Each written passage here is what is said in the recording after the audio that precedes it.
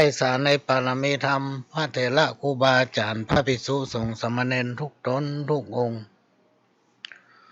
ขอสวัสดีพี่น้องท่านผู้ฟังพ่อน้อยพ่อนานพ่ออุ้ยแม่อุ้ยที่รับฟังรายการจากสถานีวิทยุกระจายเสียงพระพุทธศาสนาแห่งชาติและสังคมขึ้นเพื่อการศึกษาพระพุทธศาสนาและวัฒนธรรม FM 104.50 เมกะเฮิรตซ์จากวัดไฝ่หินวัดไฝ่หินตั้งอยู่หลังมหาวิทยาลัยเชียงใหม่ตำบลสุเทพอำเภอเมืองจังหวัดเชียงใหม่และก็ได้รับการอนุเคราะห์เมตตาจากท่านผู้อำนวยการสถานีวิทยุขึ้นพัฒนาคุณภาพชีวิต FM 92.25 วัดหลวงพระแดงมหาวิหารและสถานีวิทยุมนต์เสียงธรรม 106.25 วัดบุพารามอำเภอแม่แจ่มจังหวัดเชียงใหม่สถานีวิทยุ FM 98.75 คลื่นธรรมะของชุมชนวัดห้วยตองซักตำบลขวงเปาอำเภอจอมทองจังหวัดเชียงใหม่พี่น้องท่านผู้ฟังรับฟังรายการนี้ตั้งแต่เวลาบ่ายโมงไปถึงบ่าย3 โมงได้4 สถานีก็มาพบปะพี่น้องท่านผู้ฟังเป็นประจำทุกวันอาทิตย์ยกเว้นติดภารกิจบ่สามารถมาพบปะได้ก็ต้องขอสุมาอภัยถ้าบ่จำเป็นบ่ติดภารกิจหยังก็จะมาพบปะพี่น้องท่านผู้ฟังทุกวันอาทิตย์และก็วันเสาร์ตั้งแต่เวลา 4 โมงถึง 6 โมงแมลงดำเนินรายการโดยเก้ากับผมพ่อหลวงสว่างธาตุอินจันทร์ประธานเครือข่ายของทูลแม่ของแผ่นดินจังหวัดเชียงใหม่และ8 จังหวัดภาคเหนือและก็รองประธานศูนย์ประสานงานของทูลแม่ของแผ่นดินแห่งชาติประธานคณะที่ปรึกษาผู้ตรวจราชการภาคประชาชนด้านต่างๆจังหวัดเชียงใหม่ก็มาพบปะพี่น้องท่านผู้ฟังเป็นคู่เป็นเกมก็จะได้นำเอาสาระสปะร้อยงานปันเรื่องจากประสบการณ์พ้องจากการที่ได้หู้ได้พบได้ปะได้ยินได้ฟังพระเถระครูบาอาจารย์เพิ่นได้ได้แต่งแต้มเขียนไว้ก็เอามาเล่ามาสู่กันฟังเป็นการมาเปลี่ยนบรรยากาศให้พี่น้องท่านผู้ฟังหลังจากท่านได้รับฟังสปะจากทางสถานีวิทยุต่างๆช่วงนี้ก็มาพบปะฟังขโยมเก่านำเอาสาระสปะร้อยอันปันเรื่องมาเล่ามาสู่กันฟังก็มาเปลี่ยนบรรยากาศพี่น้องท่านผู้ฟังใกล้จะเข้าพรรษาแล้วประมาณทำอาทิตย์เดียวพี่น้องก็จะเข้าพรรษาละเทศกาลเข้าพรรษาวันที่24-25เนี่ยก็เป็นสิ่งที่พี่น้องศรัทธาชาวพุทธเฮาทั้งหลายจะร่วมกันฟังเทศน์ฟังธรรมปฏิบัติศีลภาวนาปฏิบัติธรรมตามวัดตามวาที่อยู่ใกล้บ้านของท่านหรือวัดที่ท่านสะดวก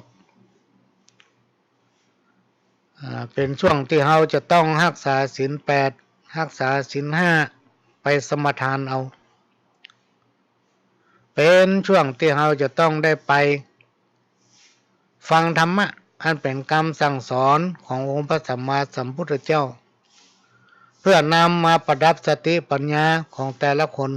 ตลอดเทศกาลการพรรษาทุกวันพระวันโกนก็จะมีการปฏิบัติศีลภาวนาสิ่งทั้งหลายที่กล่าวมานี้พี่น้องท่านผู้ฟังทั้งหลายมันทำให้พี่น้องชาวพุทธที่มีความเคารพเลื่อมใสในพระรัตนตรัยหรือว่าในพระพุทธศาสนาเป็นคนดีที่น้อมนำเอาธรรมะอันเป็นคำสั่งสอนขององค์สัมมาสัมพุทธเจ้าซึ่งเป็นพระศาสดาเอกของโลกน้อมนำเอาธรรมะนั้นเข้ามาสู่จิตสู่ใจจากคน2 คนเป็น3 คน4 คน5 คนแล้วขยายไปจนทั่ว ควบคุมไปถึงลูกถึงหลานสิ่งที่เราทำเนี่ยพี่น้องท่านผู้ฟังมันจะเป็นบุญเป็นกุศลทำเมื่อคนดีทำเมื่อพ่อแม่พี่น้องศรัทธาพ่อน้อยพ่อหนานลูกเต้าเหล่าหลานที่ใฝ่และเลื่อมใสในพระพุทธศาสนาพ้นจากอุบัติภัยที่มันเกิดขึ้นหรือว่าโรคร้ายที่ห้องว่าไวรัสโควิดและประหลวงนี่จะห้องว่าโรค5 ในสมัยก่อนพี่น้องท่านผู้ฟังถ้า5ลงกินไก่นี่มันมดไปเป็นเล่าถ้ามันกินไก่บ้านใต้ทำ3-4 วันพดมาทางบ้านเหนือเขาจะแก้อย่างไร5กินไก่5ลงกินไก่เป็นเล่ากินเป็ดกินไก่ไปกินสัตว์เลี้ยงรวมมาถึงสัตว์หมูหมารวมมาถึงงัวถึงควายถ้า5ไม่ได้ลงกินแล้วมันถึงเป็นพยาธิจมบอมจมพลอยแล้วก็ตายคนในสมัยก่อนสมัยเมื่อเขาเป็นละอ่อนพี่น้องท่านผู้ฟังย้อนไป40-50 ปีที่ผ่านมาเนี่ยเปิ้นจะไปเอาเข้าพระเจ้าเข้าในบาทพระเจ้าเข้า49ก้อนเข้าที่เปิ้นเอาถวายพระเจ้าเป็นทาสนั่นเปิ้นจะไปเอามาตากแห้งแล้วก็เอามาคั่วแล้วเอาไปอ่อยให้ไก่กิน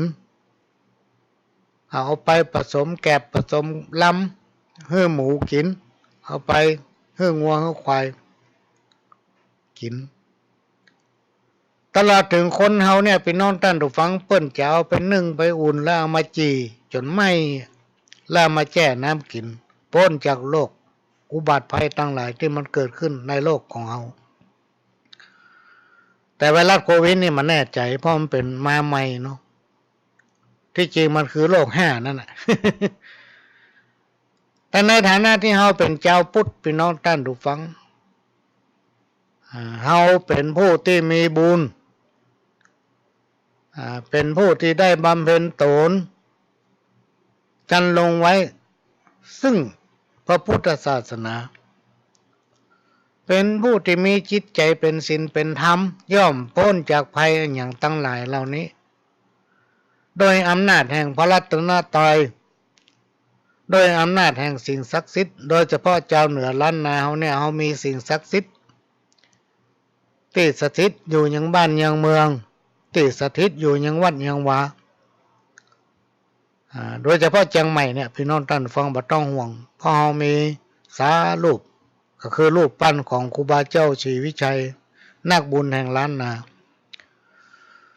นอกจากนี้เฮายังมีสิ่งศักดิ์สิทธิ์ที่ประดิษฐานยังพระบรมธาตุเจ้าดอยสุเทพมีสิ่งศักดิ์สิทธิ์ที่สถิตรักษายังพระพุทธสีหิงค์และพระบรมธาตุวัดพระสิงห์วรมหาวิหารวัดสวนดอกพระอารามหลวงก็มีพระเจ้าเก้าตื้อมีสิ่งศักดิ์สิทธิ์ที่รักษายังพระเจดีย์ในขวางแก้วนั้นและสิ่งศักดิ์สิทธิ์ทุกวัดในเมืองเชียงใหม่เนี่ยพี่น้องท่านผู้ฟังรวมไปถึงเสื้อเมืองเปิ้นจะมาคุ้มครองรักษาพี่น้องศรัทธาชาวพุทธเฮารวมไปถึงพี่น้องที่ฟังวิทยุฟังรายการอยู่คณะนี้รวมไปถึงพ่อ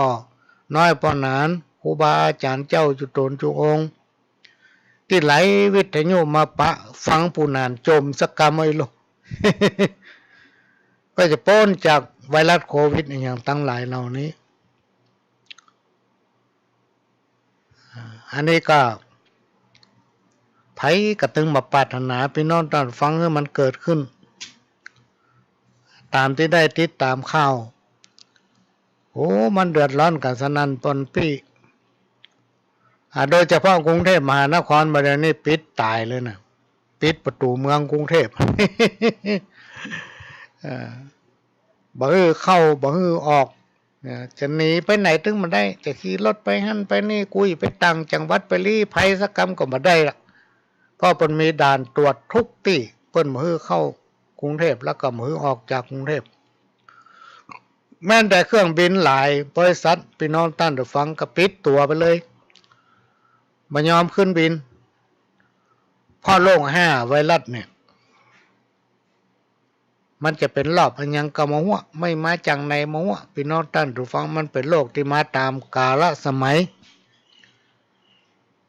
แต่อันอย่างทุกอย่างเนี่ยพี่น้องท่านผู้ฟังมันขึ้นอยู่ที่จิตใจของคนเฮาอยู่ที่สุขภาพของคนเฮาโดยเฉพาะเฮาชาวล้านนาเหนือเนี่ยล้านนาของเฮาเนี่ยเฮาเป็นผู้ที่มีจิตใจงามเป็นพุทธมักกะเป็นพี่น้องศรัทธาที่ใฝ่ในพระพุทธศาสนามีความเลื่อมใสในพระรัตนตรัยอุบัติภัยโควิดมันตึงมาใกล้พี่น้องท่านผู้ฟังมาตึงบักใกล้และในช่วงเนี้ยพี่น้องท่านผู้ฟังมันเป็นช่วงหน้าฝนถึงยุงลายถึงโรคถึงอย่างสปะสะเป็ดมันย่อมจะมาตามฤดูกาลของมันก็คือฝนเนี่ยอากาศมันชื้นอากาศมันเย็นโดยเฉพาะโรคอย่างตั้งหลายเราเนี่ยมันกลัวความร้อนพี่น้องท่านผู้ฟังนอนเมื่อคืนจะไปป่วยตัวจะไปละผ้าห่มผ้านักทางที่ดีก็ไม่ต้องเปิดแอร์ไม่ต้องเปิดพัดลมเปิดเป็นเตื้อย้ำเมื่อมันร้อนถ้าเหงื่อเขาออกมันซ้ำดีเพราะโรคไวรัสโควิดเนี่ยมันกลัวความร้อน มีพรรคพวกที่อยู่ในต่างประเทศโดยเฉพาะประเทศจีนแจ้งมาแต่ว่าก็ส่งไลน์มาบอกกินน้ำร้อนติ๊กมันกลัวความร้อนและเอาน้ำเกลือเนี่ยพี่น้องท่านผู้ฟังจะเป็นน้ำเกลือที่เป็นขวดที่ตั้งสาธารณสุขเปิ้นมีที่ตั้งโรงพยาบาลเปิ้นมีมันเอาล้างปากกั้วปากบ้วนปากทิ้งมันจะป้องกันโรคไวรัสนี้ได้เปิ้นว่ามีหลายผู้หลายท่านพี่น้องท่านผู้ฟังตั้งเฟซตั้งไลน์ตั้งอย่างไรยังบอกว่ามีตะกุดพ่องมียันพ่องมีนั่นนี่พ่องมีน้ำมนต์พ่องจะป้องกันโรคที่มันเกิดขึ้นกับคนเฮาทั้งหลายเนี่ยได้ก็ให้ฟังหูไว้หูพี่น้องท่านผู้ฟังในยุคปัจจุบันเนี่ยมันมักมีอย่างเกิดขึ้นสปะสะเป็ดแต่พ่องบัดแต่พ่องมันเหมือนกับกรรมเก่าที่เปิ้นว่าไว้เปิ้นบอกว่าถ้าจะเชื่ออันหยังก็ให้พิจารณาให้ทีแล้วก็ค่อยเชื่อทุกอย่างมันจะมีเหตุมีผลของมันพี่น้องท่านผู้ฟังจะไปเชื่อไปฟังไปเลย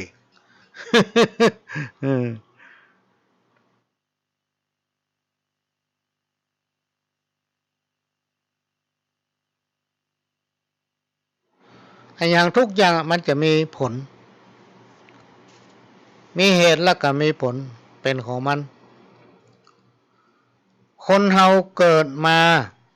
ทุกคนพี่น้องท่านผู้ฟังบ่มีเว้นล้วนมีกรรมเป็นของตนเองบ่มีไผสามารถเปลี่ยนแปลงกรรมของตนเองไปได้ยิ่งเป็นอกุศลกรรมหรือบาปกรรมที่เกิดจากการกระทำหรือว่ากระทำในสิ่งที่บดีเนี่ยบ่ว่าจะเป็นในชาตินี้ในอดีตชาติซึ่งจัดอยู่ในบาปข้อเมื่อถึงคราวย่อมจังมีเกิดขึ้นเมื่อเอาปลูกผักปลูกไม้เนี่ยเอาหญ้าอย่างไปเนี่ยผลมันย่อมจะตามมามันจะโตยมานักหรือว่าโตยมาน้อยขึ้นอยู่กับกุศลกรรมก็คือขึ้นอยู่กับบุญที่เราทำบุญได้บุญหรือไม่บางคนถามโอ้ข้าเจ้าทำบุญมาขนาดมาได้อย่างสักอย่างก็ต้องมาพิจารณาถึงเหตุถึงผลถึงตัวเองว่าขณะที่เราทำนั้นเราตั้งใจทำก็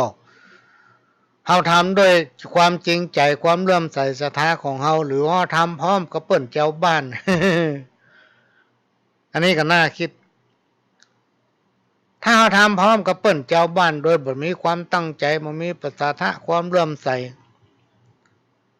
สิ่งที่เราทำมันไม่ได้มาจากใจพี่น้องท่านผู้ฟังมันจะไปหันผลได้จะได้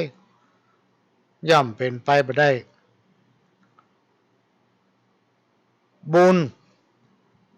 มันไม่ได้หันผลตันตาหรือว่าตันใจมันจะส่งผลไปหน้าทำเมื่อเราอยู่เย็นเป็นสุขมันยังรวมไปถึงลูกถึงหลานนะพี่น้องท่านผู้ฟังมีลูกมีหลานมีเหลนก็อยู่ถ้อยฟังกรรมเพราะว่าบุญคำว่าบุญเนี่ยมันย่อมจะส่งผลให้เราสบายใจกินกะลำนอนกะลับมาค่อยจะฟันให้อันใดที่จะไปปะไปเจอที่มันเป็นสิ่งที่บดีมันกำปะถึงวันเนี่ยพี่น้องท่านผู้ฟังคนมันหลากหลายคนมันนักบอกว่าจะเป็นการใจรถใจล้างบนถนนหนทางคนไหนก็มีกันน่ะบ้านไหนก็มีรถเป็น2-3 คันบ่พี่น้องท่านผู้ฟังมันก็เต็มถนนก็บางทีเฮามีข้อเฮามีความประมาทแต่คนอื่นเขาประมาทเฮามีข้อแต่คนอื่นเขามีก็มาทิ่มมาพลาดเฮาโอกาสมันมีแต่ถ้าเฮาเป็นคนบุญเฮามีความจริงใจในการกระทำของตนเองจิตใจเป็นศีลเป็นธรรมย่อมจักบปะพบสิ่งที่กล่าวมาแล้วในชีวิตจะปะแต่แสงสว่างชีวิตย่อมจักเดินทางไปสู่ทางที่ดีอยู่เสมอทำให้ประสบแต่โชคดีอยู่เสมอการรักษาศีลนั้นย่อมทำให้มีชีวิตที่ดีงามพบปะแต่ความสุขอกุศลกรรมที่ทุกคนมักจะเรียกว่ากรรมเก่าในอดีตชาติหรือข้อกรรมใหม่ในชาตินี้ก็จะก้อยลดไปกำน้อยขึ้นอยู่กับความตั้งใจของเฮาพี่น้องท่านผู้ฟังบ่ใช่ว่าทำเพื่อเปิ้นเจ้าบ้านหันเปิ้นทำมันก็ทำเนี่ยถ้าทำด้วยความตั้งใจความสำเร็จย่อมจะเกิดขึ้นได้ทำมันอย่างถ้าทำแต่พี่น้องท่านผู้ฟังมันก็ได้ผลสำเร็จถ้าเราทำบัดแต่มันก็มีผลเราจะเนี่ยอย่างสักอย่างพี่น้องท่านผู้ฟังจะไปจับเสือมือเปล่า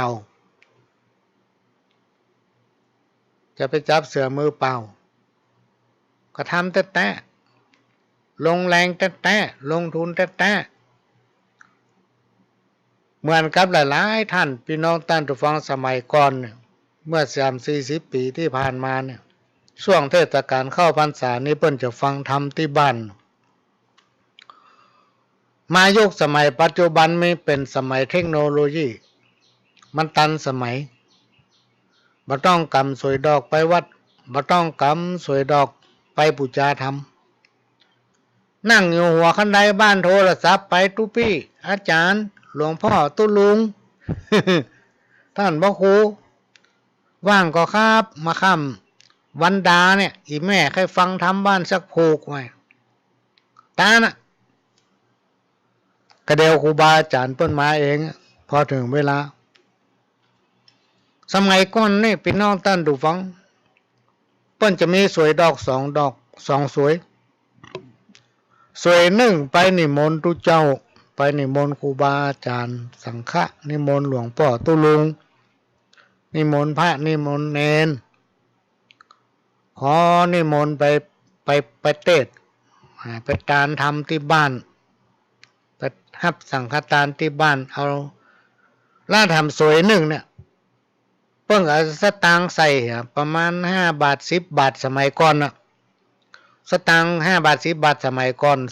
40-50 ปีผ่านมาเนี่ยโอ้มันแปลงมีก้าเพิ่นจะสตางค์ใส่สวยดอกอันนี้ขอปูจาทำเนอะเนี่ยทำที่มันอยู่ดีมีสุขหรือว่าถ้าเราตานหาคนตายก็ทำอะไรโพดพ่องเนี่ยอันนี้ส่งตันหาคนตายก็หรือมาอันทำที่มันเป็นมงคลกับบ้านกับเฮือนเกี่ยวกับการทำธุรกิจกล้าขายที่เป็นต้นจำไว้เด้อเพิ่นจะมี2 สวยหนึ่งเนี่ยไปนิมนต์พระสวยที่2เพื่อสตางค์ใส่10 บาท20 บาทพี่น้องท่านผู้ฟังเพื่อไปบูชาธรรม ถ้าเอาประทำอย่างอี้ในสมัยก่อนเนี่ยมีการย้อนถามครูบาอาจารย์หลายตนหลายองค์ถามปน้อยปนานว่าในยุคปัจจุบันกับสมัยก่อนนะมันแตกต่างกันอย่างเงี้ยแล้วผลมันจะเป็นยังไงเปิ้นว่ามันไปมีพระอานิสงส์หยังวะมาแก้ธรรมของเฮาไปปุจจาจริงอยู่มันมาแจ้ของเฮาแต่เฮาไปปุจจาเอามันเป็นสิทธิถ้าโอ้ถึงตามสมัยก็เป็นลิขสิทธิ์อ่ะ สมมติว่าเฮาได้ปุจจาธรรมมามันเป็นธรรมของนายจันนายมานายแก้วศรัทธาปอบปันท่องเนี่ยมันก็เป็นธรรมของคนคนนั้นเพราะฉะนั้นถ้าลองสังเกตพอเตอร์ถ้าเราจะเทศทำที่บ้านเนื่องในเทศกาลเข้าพรรษาก็ลองย่าอย่างประหลวงบอกมันจะถูกตามวิธีของเปิ้นสวยหนึ่งนิมนต์ทุเจ้าสวยที่สองปูจาธรรมหรือเฮาใจโทรศัพท์อยู่บ้านอยู่หัวคันใดโทรไปเฮาก็เตรียมไว้ที่บ้านแปลงขันข้อตอกดองไม้2 อันหนึ่งปูจาธรรมที่ตุลุงหรือว่าครูบาอาจารย์เปิ้นจะนำมาเทศน์ให้เนี่ยทำมันอย่างก็แล้วแต่จะเป็นทำมงคลทำตันหาคนตายก็ได้ขันดอกขันเนี้ยใส่ปัจจัย20 บาท30 บาท50 บาทแล้วแต่เปิ้นไม่ได้กำหนดกฎเกณฑ์แต่เราต้องทำให้มันเหมาะสมนะพี่น้องท่านผู้ฟังบ่แจ้ว่าใส่ให้เปิ้นเนี่ย5 บาทเนี่ยมันเอาไปซื้ออย่างก็บ่ได้หรอก เอาไปซื้ออย่างก็ไม่ได้หรอก5 บาทเนี่ย10 บาทยังซื้ออย่างไม่ได้เลยพี่น้องท่านผู้ฟังแกงเนี่ยบรรตักขายกำ20 กำ30เนี่ยโอ้ถึงลาบเปิ้นขายตั้งแต่50ขึ้นเป็นอย่างน้อย2 จ้อนนั่นน่ะ50 บาทเนี่ยเพราะฉะนั้นเราก็ต้องทำให้มันสมน้ำสมเนื้อเห็นน้อยเนี่ย ปู่จานกับตู้เจ้าเปิ้นขี่รถเก่งมาหรอกไปใส่ยอดให้เปิ้น100มันก็บ่คุ้มค่าน้ำมันหรอกพี่น้องท่านผู้ฟังทำมันสมน้ำสมเนื้ออันนี้ฟังบ่ได้ฟังบ่ได้ถ้าพระหลวงเป็นตู้เจ้านี่จะว่าเข้าตัวเนาะอันนี้เฮาไปแจ้ตู้เจ้าขนาดบ่แจ้ตู้เจ้ามีคนโทรมาหลายเตื้อหลายสายเนาะจะขอเอาไปเทศบ้านศพพ่องจะเอาไปเทศ100 วันพ่องจะเอาไปเทศหั่นเทศนี่พ่องเฮาว่าไปเทศได้จะได้กันเอาผมไปเทศก็เดี๋ยวเปิ้นจะขว้างหัวเนาะไผไปขว้างเนาะก็ขว้างกับคนบ้านไผว่าเทศในยุคปัจจุบันเนี่ยพี่น้องท่านผู้ฟังคนเฮาคนฮู้นักหน้าปาป้านคนดีก็นักหน้าปาป้านคนที่หายากก็คือคนที่มีความเสียสละตึงกายเสียสละตึงใจเสียสละตึงกำลังทรัพย์และก็แรงกายของตัวเก่า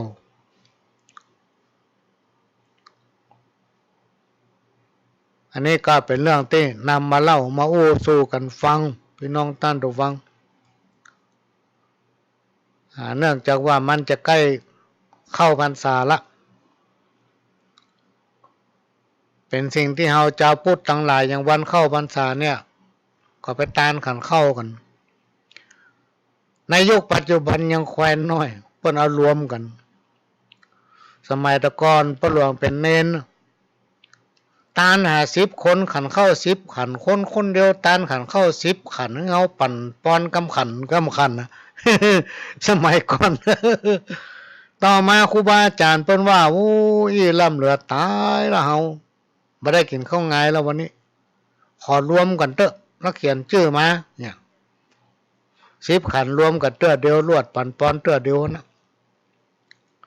นี่ปยังแควนน้อย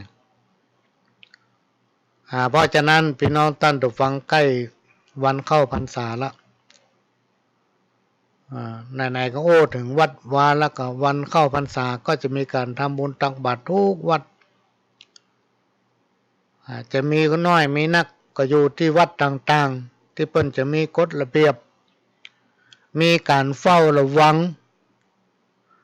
ไวรัสโควิด ซึ่งตั้งล้านนาเขาเนี่ยก็มีนักนะพี่น้องท่านผู้ฟังจะไปประมาทมาได้เนอะเรื่องไวรัสโควิดนี่โอ้ถึงการทำบุญแล้วก็โอ้ถึงดอกไอ้กำตะกี้นี่ส่งไลน์ไปที่ร้านรวมโชคดอกไม้สด อยู่ทางใต้ตลาดรวมโชคร้านไอ้โชคดอกไม้สดสร้างใบสีปากชามบน1 กู้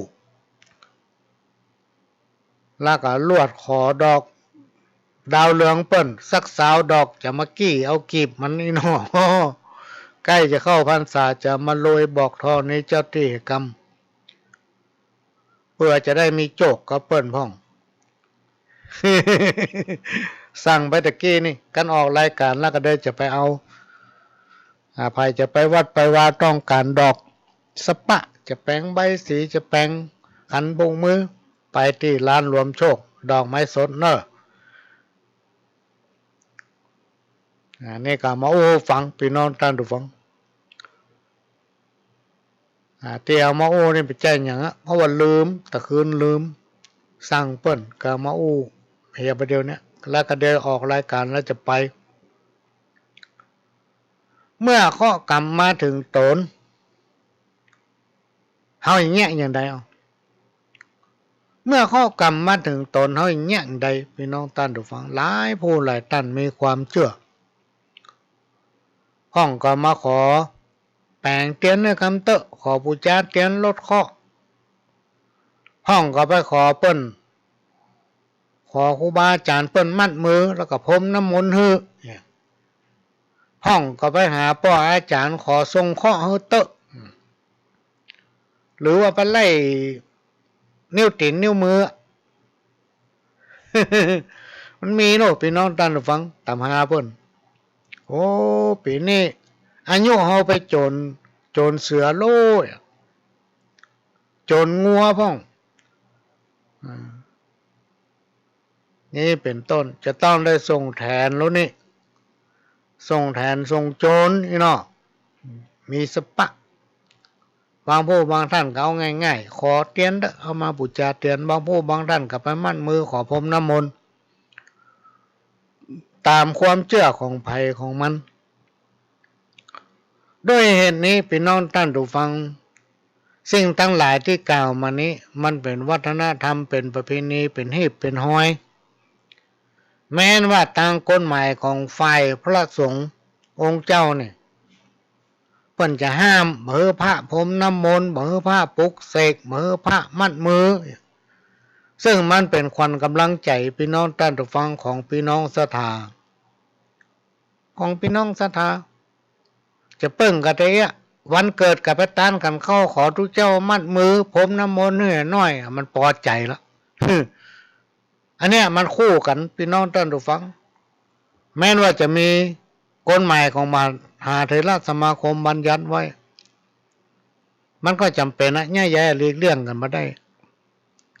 หลีกเลี่ยงถึงมาได้สิ่งที่กล่าวมานี้เพราะมันอยู่คู่กันมายามเมื่อบทุกข์ยากบ่เดือดร้อนบ่ปะปัญหาบ่หันหน้าเข้าหาธรรม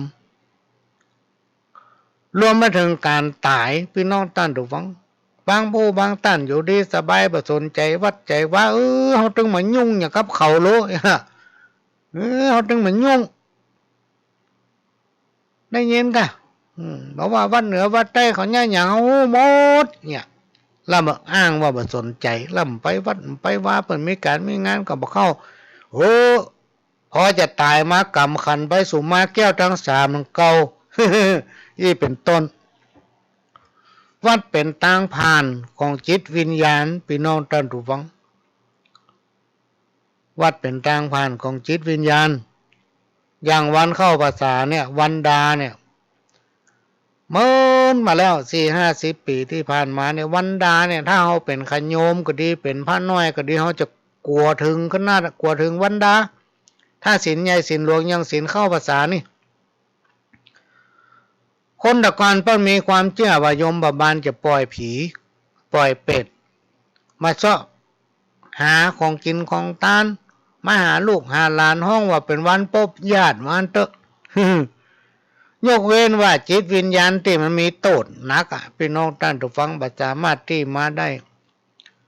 ครูบาอาจารย์พระสงฆ์องค์เจ้าเปิ้นก็จะฮื้อปอนปั่นปอนเป็นกำเมืองถ้าเป็นคนไทยนี่เปิ้นจะปั่นเป็นกำไทยเนาะเปิ้นมีโวหารตั้งเหนือนี่เปิ้นจะโวหารแม้นจิตวิญญาณไปตกอยู่ที่ไกลบ่สามารถมาได้ขออังเจิญเทพไทยมเหสีกาเทปาฮักจุ่งมาฮับเอาของกินของทานนี้เอาไปฝากไว้กับแม่ธรณีลูกพี่น้องท่านผู้ฟังถ้าว่าวันใดวันหนึ่งเขาปนโทษปนวิบากกรรมสามารถมาฮับของกินของทานได้แม่ธรณีเป็นเก็บไว้หึกก็ไม่ฮับเอาถ้าบัตรลงวิบากกรรมที่ไหนจิตวิญญาณจะต้องมาฮับของกินของทานอันนี้แน่นอนอันนี้บัจแจ้งอู้โมนะพี่น้องท่านผู้ฟังในสมัยที่เขาเป็นละอ่อน40-50 ปีตะก่อนเนี่ยความเจริญเนี่ยมาจังถึงวันนี้เขาจะกลัวถึงบรรดาขนาดถ้าวันศีลใหญ่ศีลหลวงเนี่ยมันมักจะปะผีปะเป็ดนะปะผีปะเป็ดทำถนนนนตั้งทำตั้งแยกทำวัดทำวายมันมาหาของกินของทานหรอกบางทีบางผู้บางท่านบางจิตวิญญาณลูกเต้าเหล่าหลานบ่สนใจบ่กินบ่ทานหาปู่หาพ่อหาแม่หาบรรพบุรุษหาญาติพี่น้องผู้ที่ตายไปเมินแล้วคิดว่ามันถึงมีนี่ละมันไปเกิดละมันไปอยู่ที่สบายละกูนี่ตุกจะตายถึงวันนี้เนาะ บ่ทานแล้วเว้ยบ่สนใจมันมาหาของกินของทานเมื่อมันบัดได้พี่น้องท่านผู้ฟังเมื่อมันบัดได้มันก็บ่กล้าปิกเนาะมันก็อายเพื่อนอายฝูงอายจิตวิญญาณอื่นๆเนาะถ้ามันได้หาของกินของทานมาไปแบ่งไปปันกันกินโลดพี่น้องท่านผู้ฟังถ้ามันบ่ได้อย่างไปเนี่ยมันก็บ่กล้าปิกเมื่อบ่กล้าปิกก็ประโยชน์ทำแจงวัดแจงว่าประโยชน์หันน้อยนี่น้อยประโยชน์ทำตั้งแยกประโยชน์ทำเก้าไม้ลบๆเลีกๆกว่าเพิ่นมาโตยซ้อหามันเพิ่นฮ้องว่าเป็นผีจรจัดในที่สุดกลายเป็นสัมภเวสีบ่มีที่อยู่อาศัยอยู่หันน้อยนี่น้อยตักกินคนนั้นตักกินคนนี้เพราะเฮาบ่กินบ่ทานฮือเพิ่นอันนี้ก็เอามาอู้หูฟังนะพี่น้องท่านผู้ฟังอู้หูฟังบ่ได้เด้อเชื่อบ่เชื่อแล้วแต่ ตามความคิดของละอ่อนสมัยเมื่อ40-50 ปีก่อนเอามาเล่ามาอู้ฟังสักคำเดียวพี่น้องท่านผู้ฟังพ่อหลวงก็จะนำเอาเทปสารคดีหรือว่าวีดิทัศน์ประวัติของหลวงพ่อครูบาพระอภัยสารทะองค์สังฆปาโมกข์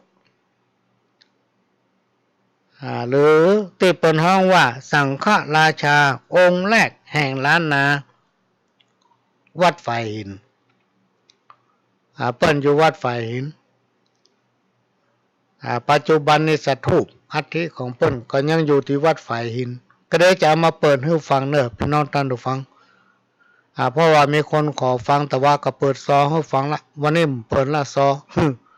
มีคนสงสัยโอ้รายการพ่อหลวงนี่เอาไปเอามากลายเป็นรายการซอไปแล้วในเป็นซอประวัติของหลวงพ่อครูบาเจ้าพระอภัยสารทะองค์ปฐมสังฆะหรือว่าสังฆราชาแห่งล้านนาวัดฝ่ายหินเมื่อข้อกรรมมาถึงตนเขาถึงจะดิ้นรนอย่าพี่น้องท่านผู้ฟังโอ้ป้องก็ไปหาเจ้าป่อป้องก็ไปหาปน้อยปนานป้องก็ไปหาครูบาอาจารย์หากผู้ใดมันทำความดีเจริญสติสะสมเรื่อยๆบุญกุศลย่อมส่งผลเมื่อมีวิบากกรรมกันนำเข้ามาในชีวิตกรรมดีที่ได้สร้างและได้สั่งสมไว้ก็จะเข้ามาส่งผลเป็นเหมือนกำแพงกั้นห้องว่ากำแพงกั้นทุกขเวทนาการไหว้พระสวดมนต์ก่อนนอนการระลึกนึกถึงคุณแห่งพระรัตนตรัย เป็นที่พึ่งทางด้านจิตใจย่อมทำบังเกิดทำให้บังเกิดความอบอุ่นเกิดขึ้นในตัวในตนของคนผู้นั้นกินได้นอนหลับพ้นจากวิกฤตวิบากกรรมนั้นไปได้ศีลธรรมขั้นพื้นฐานที่ควรมีเพื่อเป็นเกราะแก้วกันบาปแก้กรรมจากนักเป็นเบาหลายๆคนบักคิดถึงศีลบักคิดจะทำบุญทานบักเข้าวัดบักเข้าวาบักสนใจที่จะปฏิบัติศีลธรรมบักสนใจธรรมะอันเป็นคำสั่งสอนขององค์พระสัมมาสัมพุทธเจ้าโดยเฉพาะศีลหลายๆคนพี่น้องท่านผู้ฟังบ่เชื่อในบาปบุญคุณและโทษการอู้จาโกหกการดื่มการเสพในสิ่งที่บดีและมีความคิดแบบผิดคือคิดว่าขอให้ตัวกูอยู่ได้ไปเป็นวันก็เลยมักจะอู้โกหกคำว่าอู้โกหกเนี่ยพี่น้องท่านผู้ฟังมันมักจะทำให้เป็นธุรกิจของคนหลากหลายประเภทมันจะอู้ดีนะอู้ดีสรุปแล้วพี่น้องท่านผู้ฟังถ้าไผ่หูเบาไปเชื่อมันเป็นการอู้เพื่อหันแก่ตัวเองเพื่อเขาได้อย่างจังเฮาอีเป็นต้นนับได้นับประตกลงนับได้นับเชื่อมาได้เน้อพี่น้องท่านผู้ฟังทุกอย่างอย่างกระจ้างต้องฟังหูไว้หูเพราะว่าในยุคปัจจุบันเนี่ยคนเฮาเนี่ยมีหลากหลายประเภทบางเตื้อบางทีเป็นสิ่งหลายๆอย่างเนี่ยเฮาบ่คาดคิดว่ามันจะมีแต่มันมี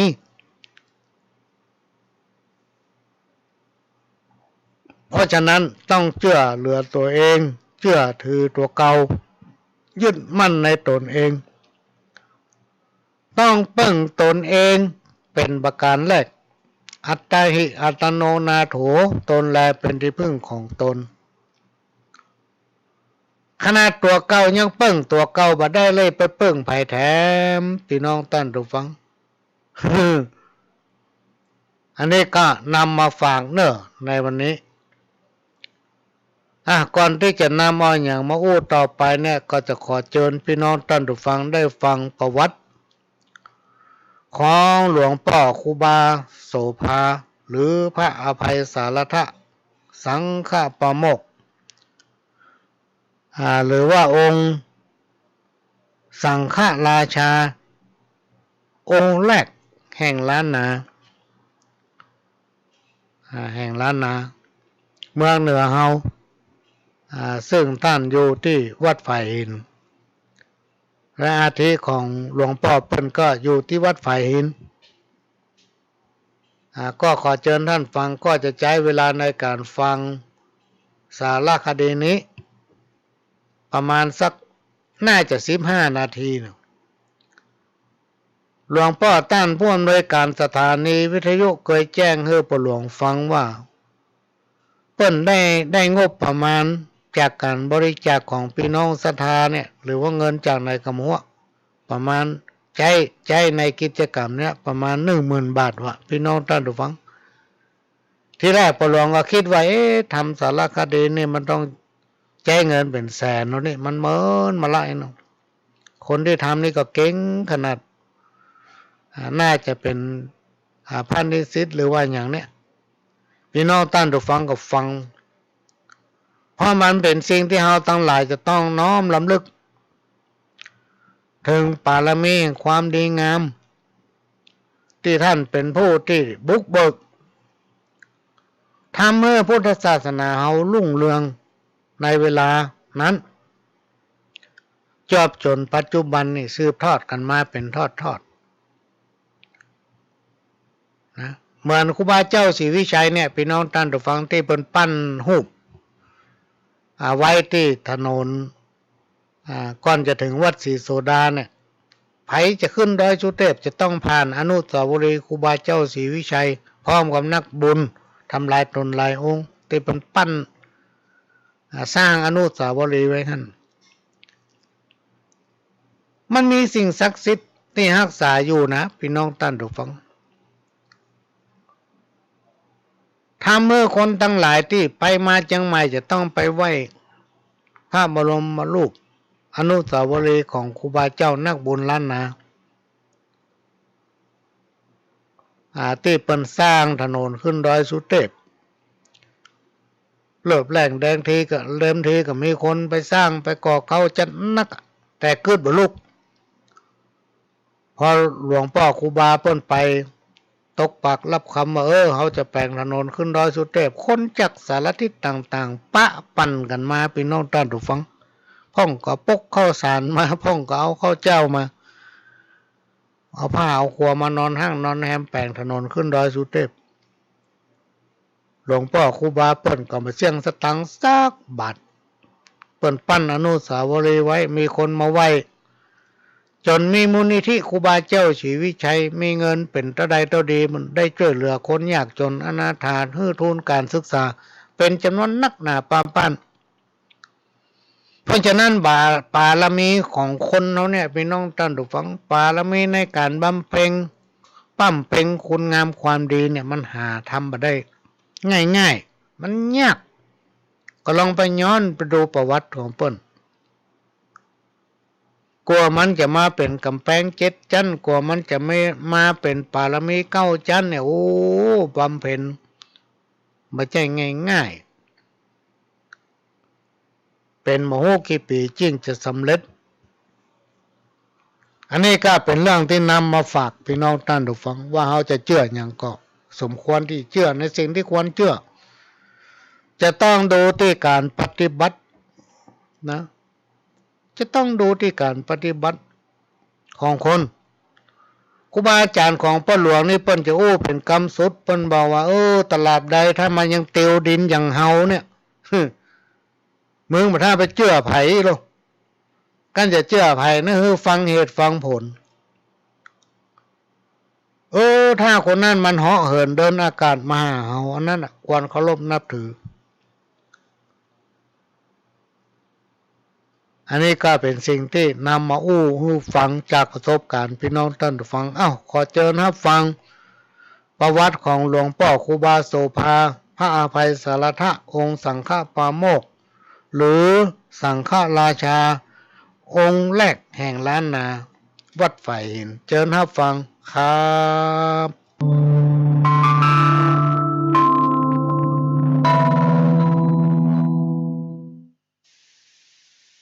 จากประวัติการปกครองคณะสงฆ์จังหวัดเชียงใหม่ได้มีการบันทึกไว้ว่าภายหลังที่เหล่าคณะสงฆ์เคยกระจัดกระจายเพราะการศึกสงครามนครเชียงใหม่ในสมัยนั้นอยู่ในความดูแลของพระเจ้าอินทวิชยานนท์ราชบิดาในพระราชายาเจ้าดารารัศมีได้ถวายตำแหน่งแต่งตั้งประกาศเป็นมหาสังฆพิธีขึ้นเมื่อวันขึ้น15 ค่ำเดือนวิสาขะหรือเดือน8เหนือจุลศักราช1257ณวัดพระธาตุดอยสุเทพโดยให้ครูบาโสภาวัดฝายหินขึ้นเป็นปฐมสังฆนายกองค์ที่1ของล้านนาไทยโดยมีสมณศักดิ์ตำแหน่งนามว่ามหาเถรราชครูปฐมสังฆนายกโสภาวัดฝายหินสังฆราชาที่1แห่งนครเชียงใหม่ครูบาโสภาท่านเปรียบเสมือนปราชญ์แห่งอักษรศาสตร์ทั้งภาษาล้านนาภาษาบาลีผู้เชี่ยวชาญพระไตรปิฎกอรรถคถาฎีกาท่านได้รับการยกย่องว่าเป็นพหูสูตรทั้งทางด้านการปฏิบัติธรรมพระกรรมฐานและบำเพ็ญสมาธิวิปัสสนา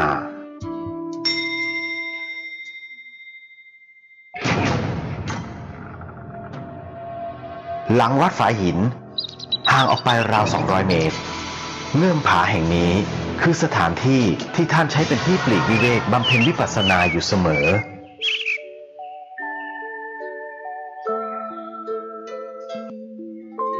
ย้อนกลับไปเกือบ200 ปีที่ผ่านมาในปีมะโรงจัตวาสกพุทธศักราช 2374 ณ รุ่งสางของวันอังคารขึ้น1 ค่ำเดือน 8 เหนือเด็กชายตัวน้อยคนหนึ่งก็ได้ถือกำเนิดขึ้นพร้อมกับเวลาที่ฝูงควายของชาวบ้านซึ่งปล่อยให้ออกไปกินหญ้าได้กลับเข้ามาหมู่บ้านโดยที่ไม่มีใครไล่ต้อนด้วยเหตุอัศจรรย์นี้เองบิดามารดาจึงได้ตั้งชื่อไว้เป็นอนุสรณ์ว่าเด็กชายควาย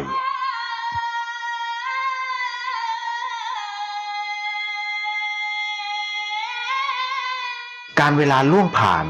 เมื่อท่านอายุได้11 ปีพร้อมกับราศีอันสง่าเกินกว่าเด็กในวัยเดียวกันจึงได้รับความเมตตาจากสาธุเจ้าครูบามารวิชัยผู้เจริญด้วยศีลและจริยวัตรได้ขอนานอินตะและนางซอนให้เด็กชายควายได้เป็นศิษย์เพื่อเข้าศึกษาอักขระสมัยอยู่วัดวาอารามและปรนนิบัติครูบาอาจารย์ที่วัดฝายหินเมื่ออายุได้15 ปีท่านได้บรรพชาเป็นสามเณรอยู่ในบวรพระพุทธศาสนาณวัดฝายหิน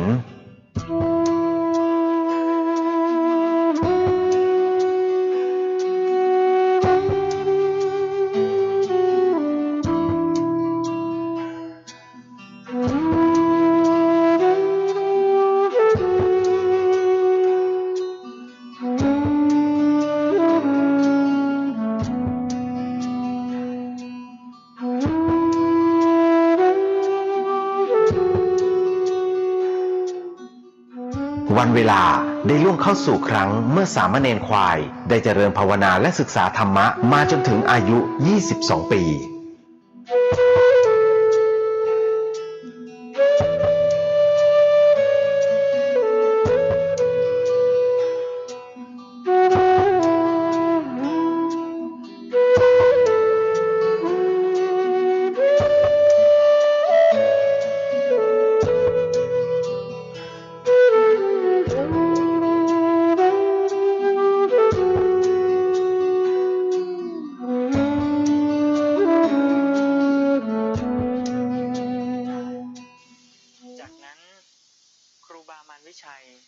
จึงได้ให้ท่านรับการอุปสมบทเป็นพระภิกษุ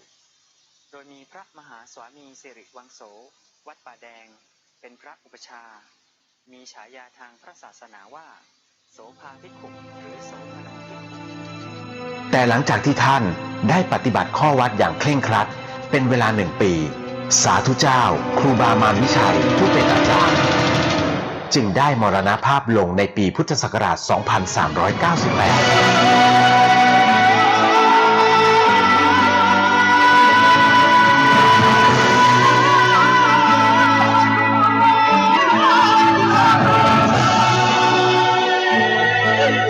หลังจากนั้นพระโสภา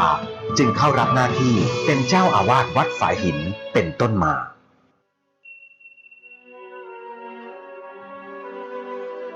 ท่านได้จัดให้มีการศึกษาขึ้นเป็นครั้งแรกทางอักขระภาษาทั้งคัมภีร์มูลกระจายและคัมภีร์สมัญพิทายานซึ่งในสมัยนั้นเรียกว่าสัทธา8 มรรคหรือเรียกกันในปัจจุบันว่าไวยากรณ์การจัดการศึกษาในครั้งนั้นเป็นที่แพร่หลายและแผ่กว้างไปถึงเมืองน้อยใหญ่ต่างๆจึงมีกุลบุตรจากต่างสถานที่เข้ามารับการศึกษาณวัดฝายหินแห่งนี้เช่นลำพูนลำปางแพร่น่านเชียงรายหรือแม้กระทั่งเมืองเชียงตุงซึ่งตั้งอยู่ในประเทศพม่าในปัจจุบัน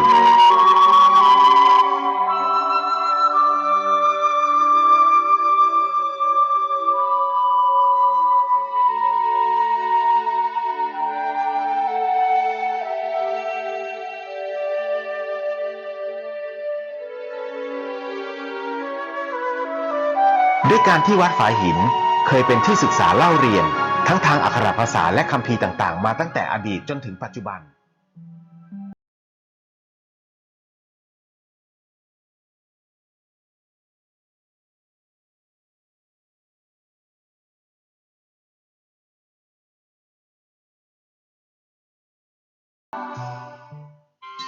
ความเจริญรุ่งเรืองของฝ่ายสงฆ์ในครั้งครูบาโสภานั้นทั้งคามวาสีและอารัญญวาสี จากที่เคยกระจัดกระจายก็ได้จัดตั้งเป็นหมวดหมู่ขึ้นด้วยบารมีธรรมของท่านนั่นเองเมื่อการพระศาสนาได้รุ่งเรืองขึ้นในการนั้นบ้านเมืองจึงสงบสุขจนมีกุลบุตรผู้หนึ่งนามว่าพระมหาปิงท่านจบการศึกษาพระปริยัติธรรมปริญญาธรรม5 ประโยคจากวัดบวรนิเวศวิหารกรุงเทพมหานครผู้เป็นเจ้าหัวคณะใหญ่ฝ่ายพระธรรมยุติกนิกายท่านได้กลับมาสำนักตนอยู่วัดเจดีย์หลวงชาวบ้านชาวเมืองมีเจ้าขุนมูลนายฝ่ายใต้และฝ่ายเหนือต่างก็นิยมชมชอบในลัทธิธรรมที่พระมหาปิงนำมาจากใต้ต่อมาท่านได้รับตำแหน่งเจ้าคุณนพีศรีพิสารคุณในกาลครั้งนั้นเหตุว่าได้ปรากฏลัทธิธรรมใหม่ที่ต่างไปจากเดิมเผยแผ่เข้ามาทำให้พุทธศาสนิกชนยังคงเกิดความไม่เข้าใจว่าการศาสนาใดเป็นอย่างไรจึงเกิดความแตกแยกกันในหมู่คฤหัสถ์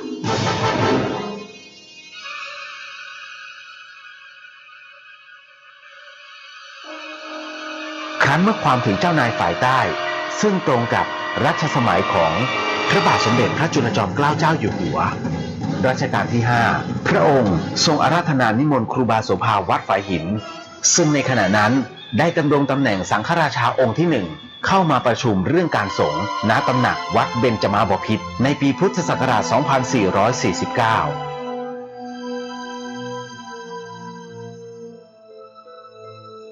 ภายหลังที่พระพุทธเจ้าหลวงรัชกาลที่5ได้มีพระราชดำรัสตรัสถามถึงกิจการพระศาสนากับครูบาโสภาวัดฝายหินซึ่งขณะนั้นดำรงตำแหน่งสังฆราชาที่1แห่งนครเชียงใหม่ก็บังเกิดความเลื่อมใสศรัทธาในจริยวินัยและปฏิปทาขององค์พระครูบาจึงได้พระราชทานตำแหน่งให้สังฆราชาแห่งนครเชียงใหม่ขึ้นเป็นพระราชาคณะนามว่า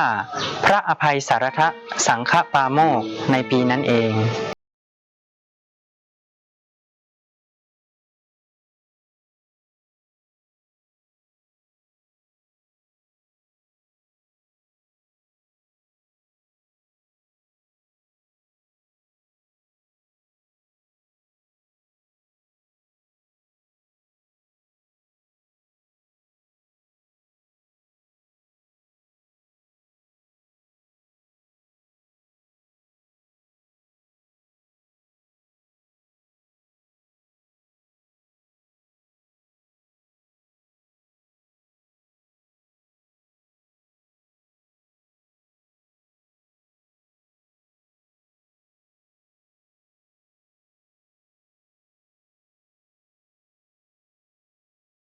สาธารณูปการครูบาโสภานั้นท่านได้เป็นประธานสร้างวัดวาอารามและถาวรวัตถุต่างๆมากมายในล้านนาไทยจนกระทั่งเมื่อวันที่ 21 เมษายน พุทธศักราช 2457 พระอภัยสารทสังฆปาโมกข์พระราชาคณะ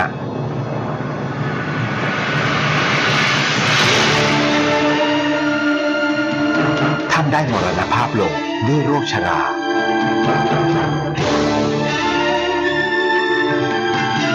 ณวัดฝายหินแห่งนี้สิริรวมอายุท่าน83 พรรษา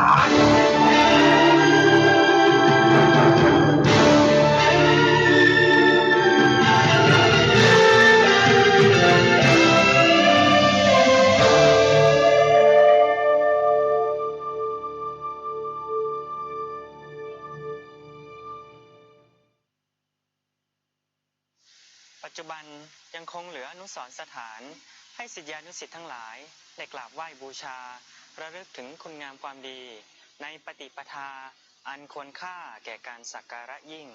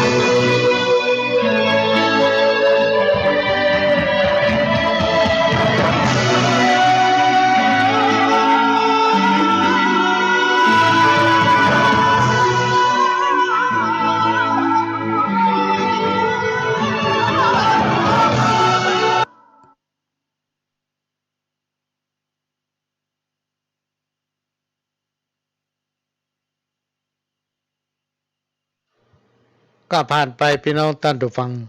เป็นวิดีทัศน์สารคดีของหลวงพ่อพระอภัยสารทะองค์สังฆปาโมกข์หรือว่าสังฆราชาองค์แรกแห่งล้านนาไทยวัดไฟหินก็จะพยายามนำเอามาเปิดให้ฟังพี่น้องท่านผู้ฟังตามคำขอวันนี้ก็มาเปิดเท่าละแต่ว่าไม่ได้เตรียมซอไว้ ซอมันเหมือนใจเวลาเป็นชั่วโมงบุญก็นำเอาวิธีท่านมาเปิดแทนไป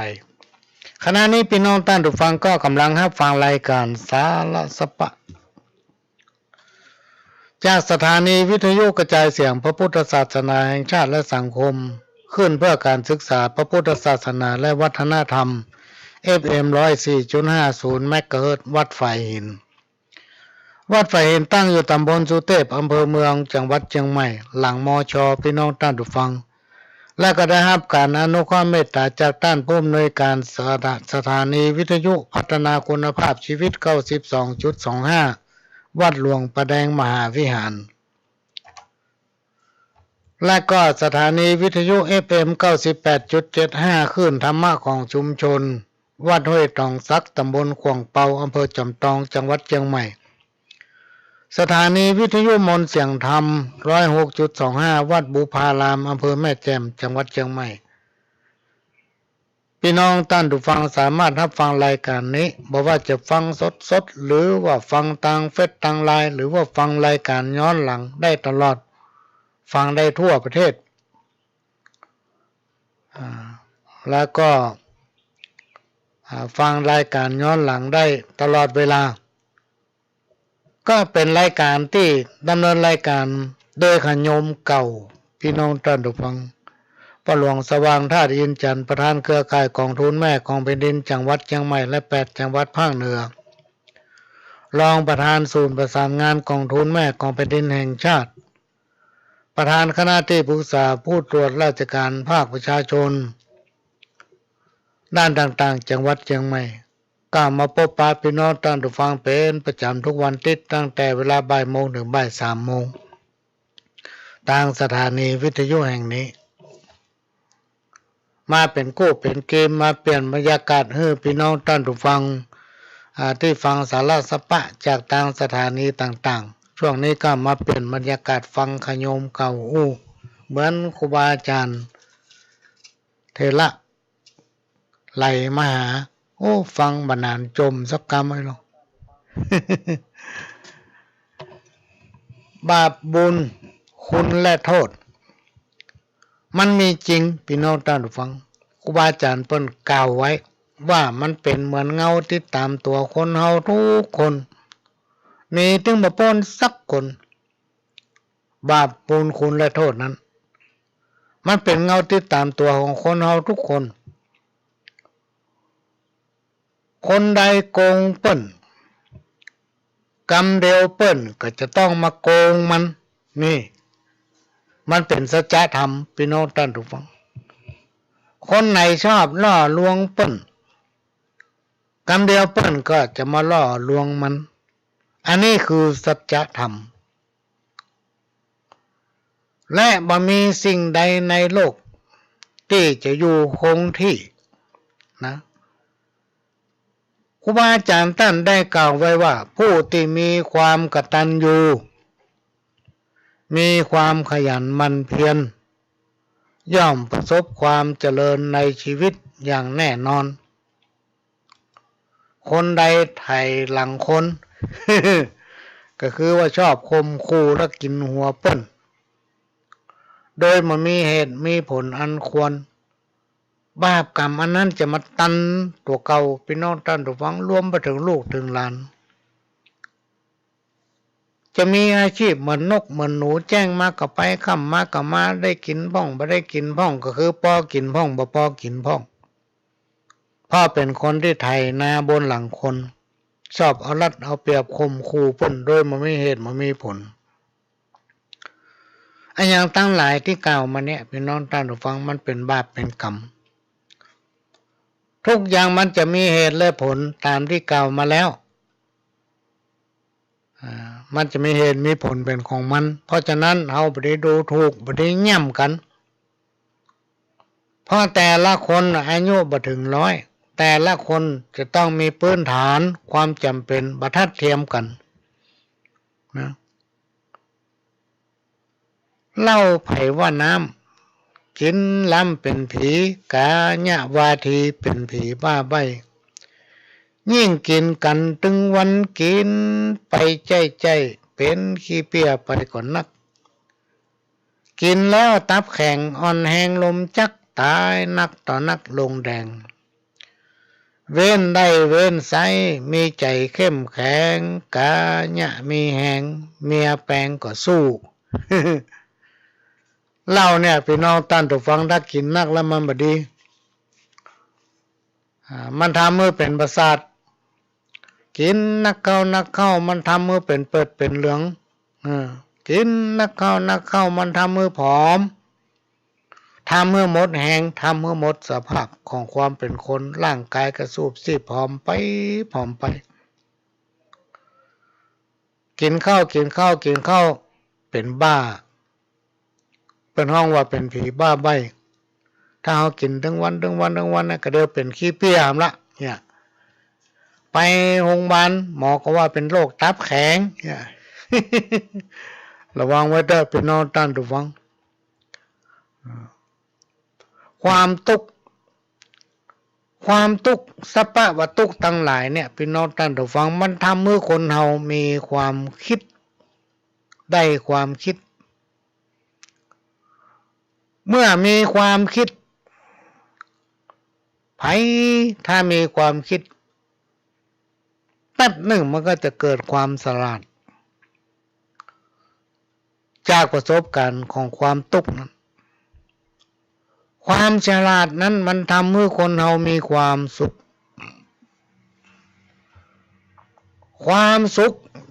ทั้งหลายที่กล่าวมาแล้วนั้นมันจะทำให้คนทั้งหลายนั้นเพลิดเพลินตอนเนี้ยพี่น้องท่านผู้ฟังถ้าไผเมาเพลิดเพลินหลงลืมตัวเก่ามันจะเป็นหนทางที่ทำให้เกิดความประมาทมันทำให้คนเราทำความผิดนะทำความผิดโดยหมูตัวแล้วก็ยังเข้าข้างตัวเก่าว่าเขาทำถูกนี่เป็นต้น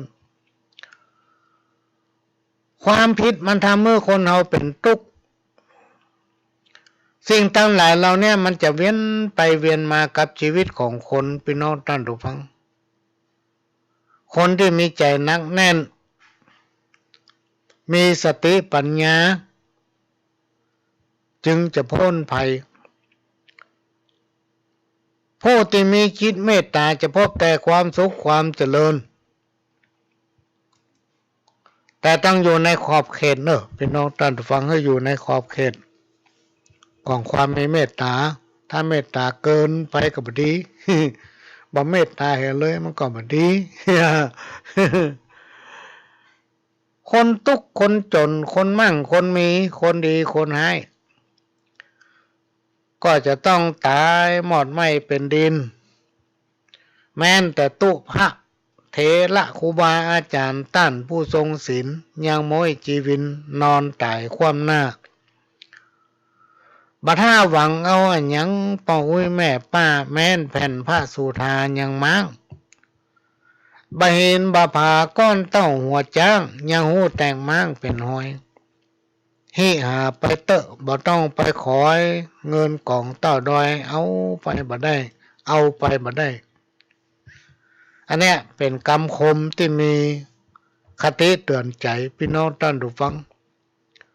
แม้ว่าเขาจะมีแก้วแหวนเงินคำมีรถลามีสมบัติหลักฐานมีให้มีนายเป็นหมูกี่ปั้นเวลาจะตายไปคนเดียวบ่ได้อย่างไปซักอย่างแม้แต่ร่างกายของตัวเก่าแม้แต่เสื้อผ้าบ่ได้อย่างสักอย่างขอเผาหมด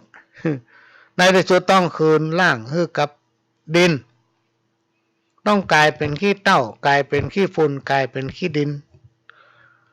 เพราะฉะนั้นเราจะต้องเกิดเป็นน้องท่านผู้ฟังว่าคนเรานั้นเกิดมากับได้มีอย่างติดตัวเรามามีกระร่างกายเปื่อยเป่า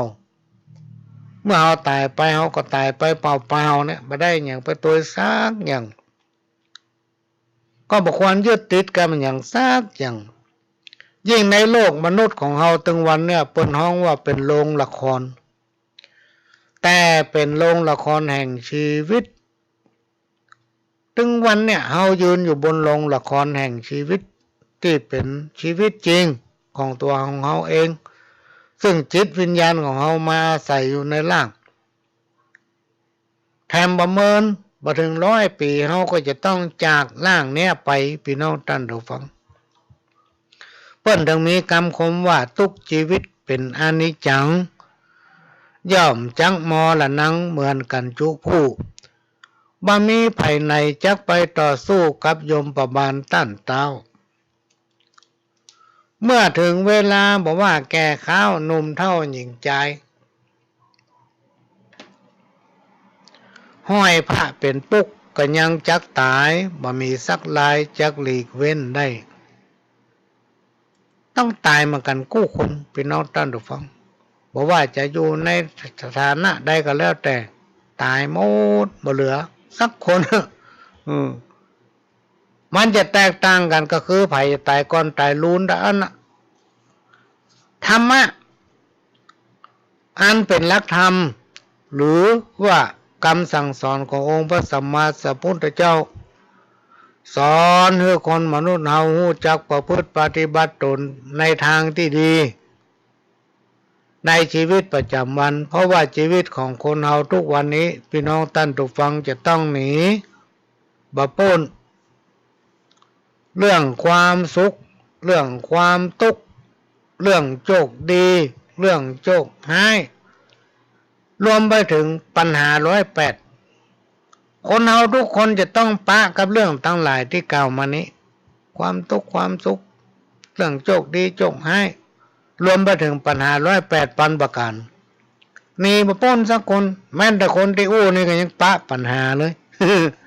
โอ้ปะปัญหานักครูบาอาจารย์เพิ่นกล่าวไว้ว่าถ้าเฮายากการนักก็ปะปัญหานักนะพี่น้องท่านผู้ฟังถ้าเฮายากการน้อยก็ปะปัญหาน้อยถ้าไผบ่เคยปะปัญหาบ่เคยปะสิ่งที่กล่าวมาแล้วก็บ่ต้องเกิดมาเป็นคน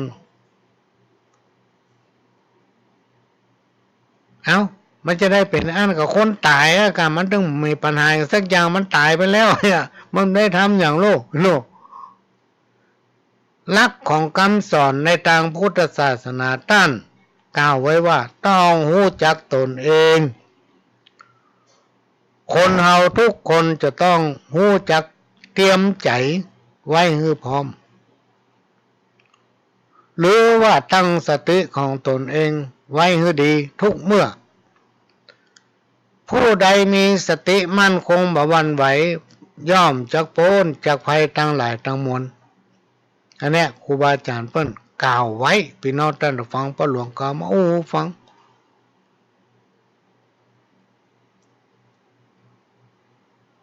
คนเราจะต้องมีความพร้อมทางด้านสติปัญญาเมื่อเขามีสติ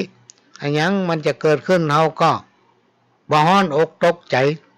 นะเรียกว่าสติอยู่กับตัวมาโดยตลอดมันก็มีเรื่องเก่าที่เป็นเล่าสืบตามกันมาว่ามีแม่อุ้ยคนหนึ่งแจ้งเจ้ามาก็ไปทำความสะอาดรอบวัดเป็นการออกกำลังกายเนี่ยอย่างนั้นถึงวันแม่อุ้ยคนนี้อยู่กับหลานคนหนึ่งอยู่กับหลานสาวหลานก็แต่งตัวไปทำงานถึงวันหาเข้าป่าอาหารไว้เฮ้ยแม่แล้วก็ไปเนี่ยการทำงานแม่เวลาว่างเมื่อเจ้ามาแรงกับไปกวาดทำความสะอาดวัดนะอยู่มาวันหนึ่งคนข้างบ้านมาหาเมาบัดเดียวเนี่ยหลานลูกของข้าเจ้านะเมื่อยจนบ่สั่นให้บ่ยอมกินข้าวกินน้ำเนื้อห้อนบ่ลบบ่ส่วง สตางค์จะเอาขึ้นรถไปหาหมอก็มีพอดีข้าเจ้าซื้อหวยนี่ใบหนึ่งขอขายให้แม่เนี่ย ขอขายให้แม่แม่จะให้สักต่อได้ก็ตามใจถ้าเจ้าซื้อมาใบเนี่ย100เนาะ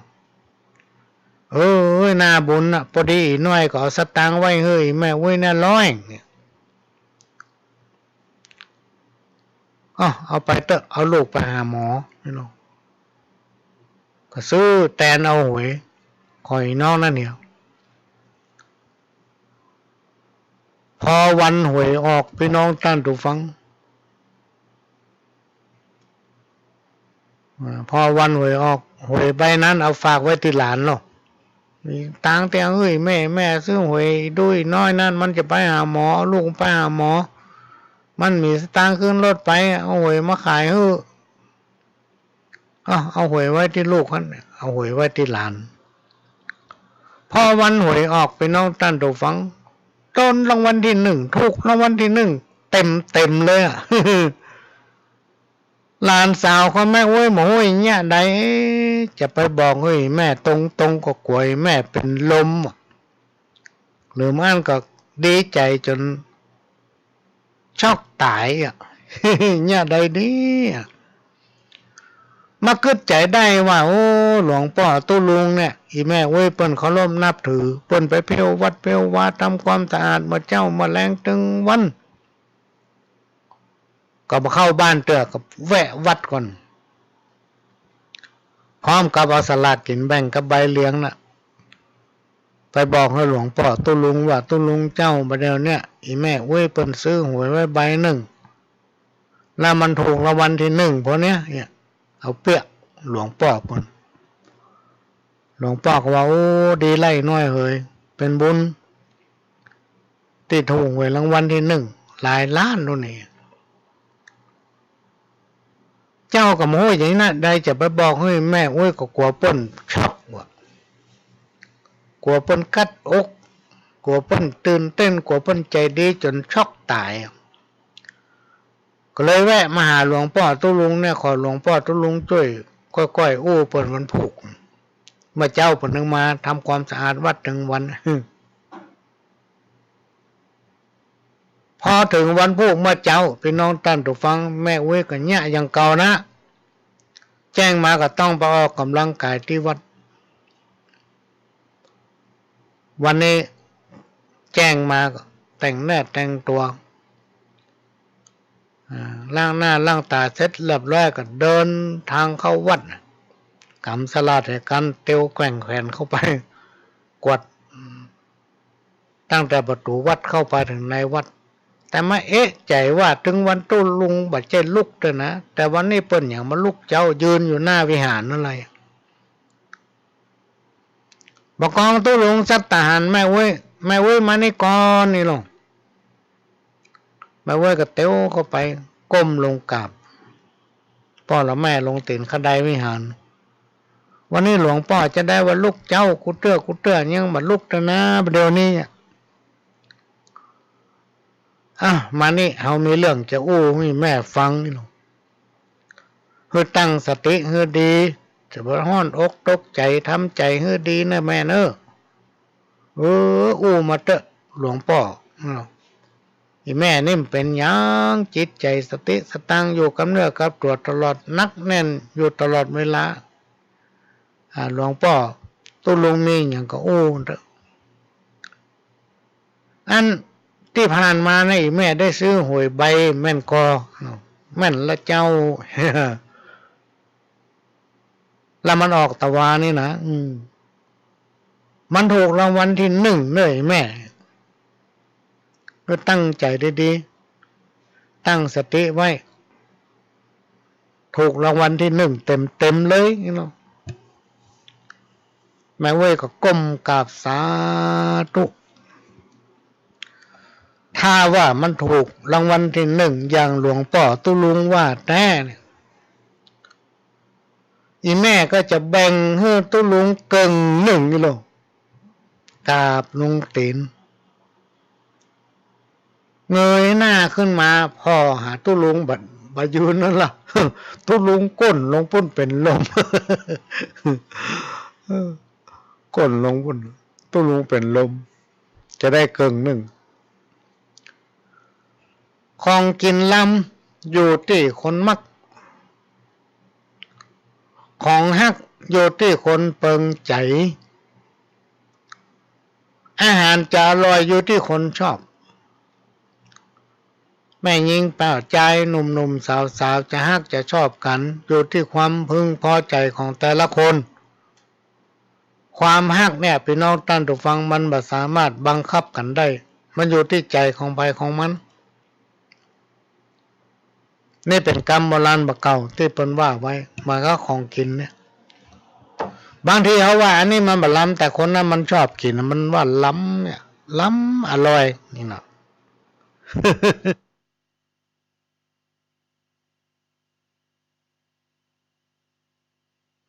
เพิ่นเลยแต่งแต้มเขียนไว้ว่าของกินล้ำอยู่ที่คนมักอันความฮักนี่จะอยู่ที่ความพึงพอใจของแต่ละคนบ่สามารถบังคับกันได้นะสังคมไทยเปลี่ยนไปนักล้ำจากง่ายเป็นความทำใจยากนักหนา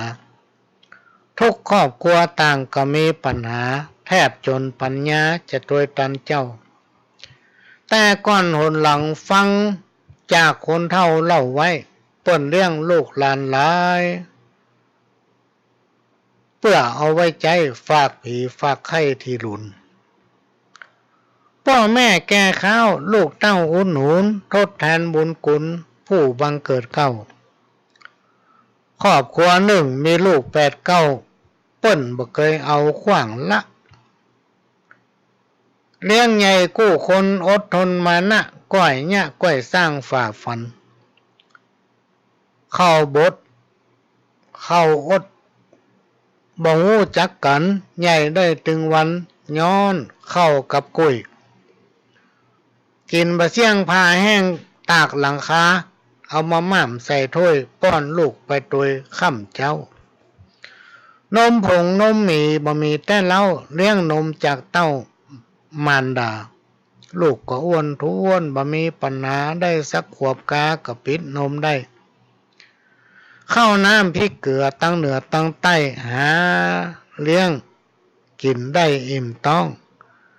ถ้าปี่มันมีก็ฮือปี่เลี้ยงน้องอยู่ตามหอห้องเฮือนจานกันใหญ่มาแล้วช่วยกันแยกการตามความชำนาญไผมันแหละเจ้าอย่างลูกแม่ยิงตั้งน้ำตำเข้าแยกการเบาบ่ฮ้อนส่วนลูกปอดใจกำไถแบ่งงอนไถดินเป็นก้อนตัวควายคนแต่ก่อนนั้นไผมีลูกหลานหลายจักได้สบายในยามแก่เฒ่าแยกการบ่ไว้ลูกเต้าก็เปลี่ยนกันเฝ้าดูแลอันนี้เป็นกรรมคมของคนตะก่อนที่เป็นแต่งแต้มเขียนไว้พี่น้องท่านดูไฟสมัยก่อนนี่ถ้าไผมีลูกเต้าลูกหลานหลายเนี่ยในยามแก่เฒ่ามันจะสบายลูกหลานจะมาดูแลเนาะปัจจุบันพี่น้องท่านผู้ฟังสังคมชุมชนหมู่บ้านมีการพัฒนาเปลี่ยนแปลงรุ่นหน้าไปไกลจนแทบจะปัดตัวโตมาตันพริกบ้านเหนือเกลือบ้านใต้สิ่งตั้งหลายเหล่านี้เริ่มหายไปความมีน้ำใจโอบอ้อมอารีซึ่งกันและกันก็เริ่มหายากหายไปยิ่งถ้าเฮาตั้งหลายปากันเฉยพี่น้องท่านผู้ฟังอยู่ป้อไปป้อมันถือว่านั่นก็ไม่ใช่เรื่องของเฮาอันนี้ก็ไม่ใช่เรื่องของเฮาเฉยในอนาคตพี่น้องท่านผู้ฟังลูกหลานเฮาจะอยู่กันอย่างไรประเพณีวัฒนธรรมหีบเก่าหอยเดิมเช่นปู่ย่าตายายก็จะสูญหายไปโดยสมัยก่อน20 ปีที่ผ่านมานี้ลูกมาเมื่อเจ้านึ่งข้าวอุ่นแกงเปียน้ำพริกแดงมาแบ่งใส่ถ้วยยอดผักฟักแตงบะแตงหยวกกล้วยกินทอดแถมกล้วยดาไว้ ป้อวิลูกหลานกินพร้อมกันไส้ลวดอู้กันได้การงานอบอุ่นดีแต่พ่อแม่ลูกหลานอยู่กันสำล้านกินหวานตาลต้อมเฮีย ในสมัยก่อนอะพี่น้องท่านผู้ฟังเป็นกินข้าวด้วยกันเป็นหมู่เป็นวงเนาะตื่นมากับลูกมากับนึ่งข้าวอุ่นแกงเนี่ยเปียน้ำพริกแดงมาแบ่งใส่ถ้วยบะฟักบะแตงหยวกกล้วยจิ้นทอดแถมตัวดาไว้กินด้วยกันเป็นหมู่อู้กันไปอู้เรื่องการเรื่องงานแต่มาในยุคปัจจุบันเนี่ยพี่น้องท่านผู้ฟังจะมานั่งกินข้าวด้วยกันเป็นหมู่เป็นวงนี่บ่ได้แล้วแจ้งมาก็ต้องตัวกูไปมึงไปน่ะเนี่ยการไปเนี่ยการมันเมื่อนานๆมาปะกันเตื้อบางทีคนในครอบครัวเดียวกันแต่ยังมีเวลาได้มานั่งอู้กันเพราะต้องแยกการทำงานจะมากับประเดี๋ยวนั่นนี่มันจะย้อนไปละจะย้อนไปหาอดีตก็คือไวรัสโควิดเข้ามาหา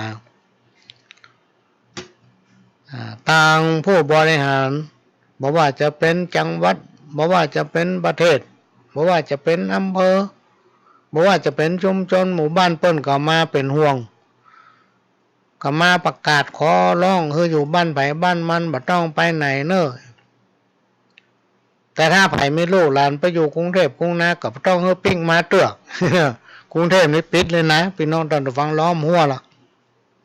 เมื่อคนทางนอกเข้าเมื่อคนทางในออกคืออยู่บ้านไผบ้านมันมีอันใดก็กินอันนั้นพี่น้องท่านผู้ฟังเนี่ยน้ำมันย้อนยุก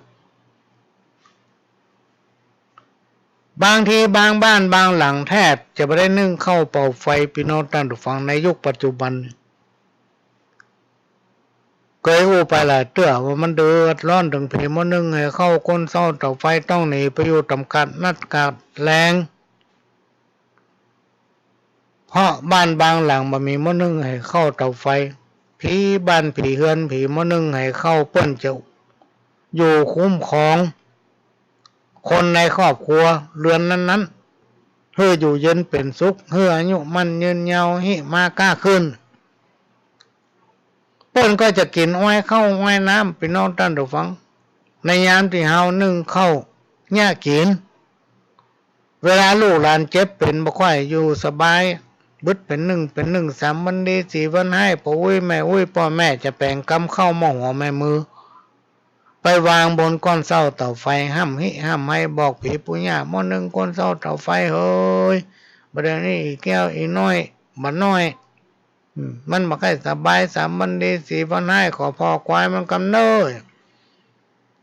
ก็จะอยู่ดีสบายไปพี่น้องท่านผู้ฟังบางทีลูกเต้าเหล่าหลานจะมาญาการตั้งหน้าญาการนั้นนี่เพิ่นก็จะไปบอกผีมนึงให้เข้าก้นเสาเตาไฟหมายความว่าสารพัดปึ้งผีหญ้ามนึงผีก้อนเสามนึงให้เข้าเตาไฟเนี่ยพี่น้องท่านผู้ฟังแต่มาปัจจุบันเนี่ยพี่น้องท่านผู้ฟังหลายบ้านหลายหลัง บ่ได้ยากกินเพราะถ้ามายากกินเนี่ยบ่ตันกินละบ่ตันการละพี่น้องท่านผู้ฟังอันนี้ก็เป็นเรื่องที่เอามาอู้มาเล่าให้ฟังว่าเทียบสมัยก่อนกับปัจจุบันเนี่ยมันแตกต่างกันขนาดไหนเพราะฉะนั้นความผูกพันของคนในครอบครัวของคนในสังคมชุมชนเนี่ยมันก็จะแตกต่างกันไปในโลกที่มีการพัฒนาก้าวไกลในยุคปัจจุบันการฟังสาระการฟังเทศน์ฟังธรรมการปฏิบัติศีลภาวนานี่ก็จะมีก้าวผู้สูงอายุผู้สูงวัยละอ่อนมาดึงไปถ้าเฮาตั้งหลายเนี่ยบ่ช่วยกันทนุบำรุงบ่ช่วยกันสั่งสมในสิ่งทั้งหลายเหล่านี้ไว้ในที่สุดอนาคตในวันข้างหน้าลูกเต้าหลานจะมารู้ว่ายังเป็นอย่างเนี้ยลองสังเกตพอละอ่อนในยุคปัจจุบันมันยังหูจักควายยังหูจักงัวด้วยซ้ำหันงัวเตียวมาหาว่าควายเนาะ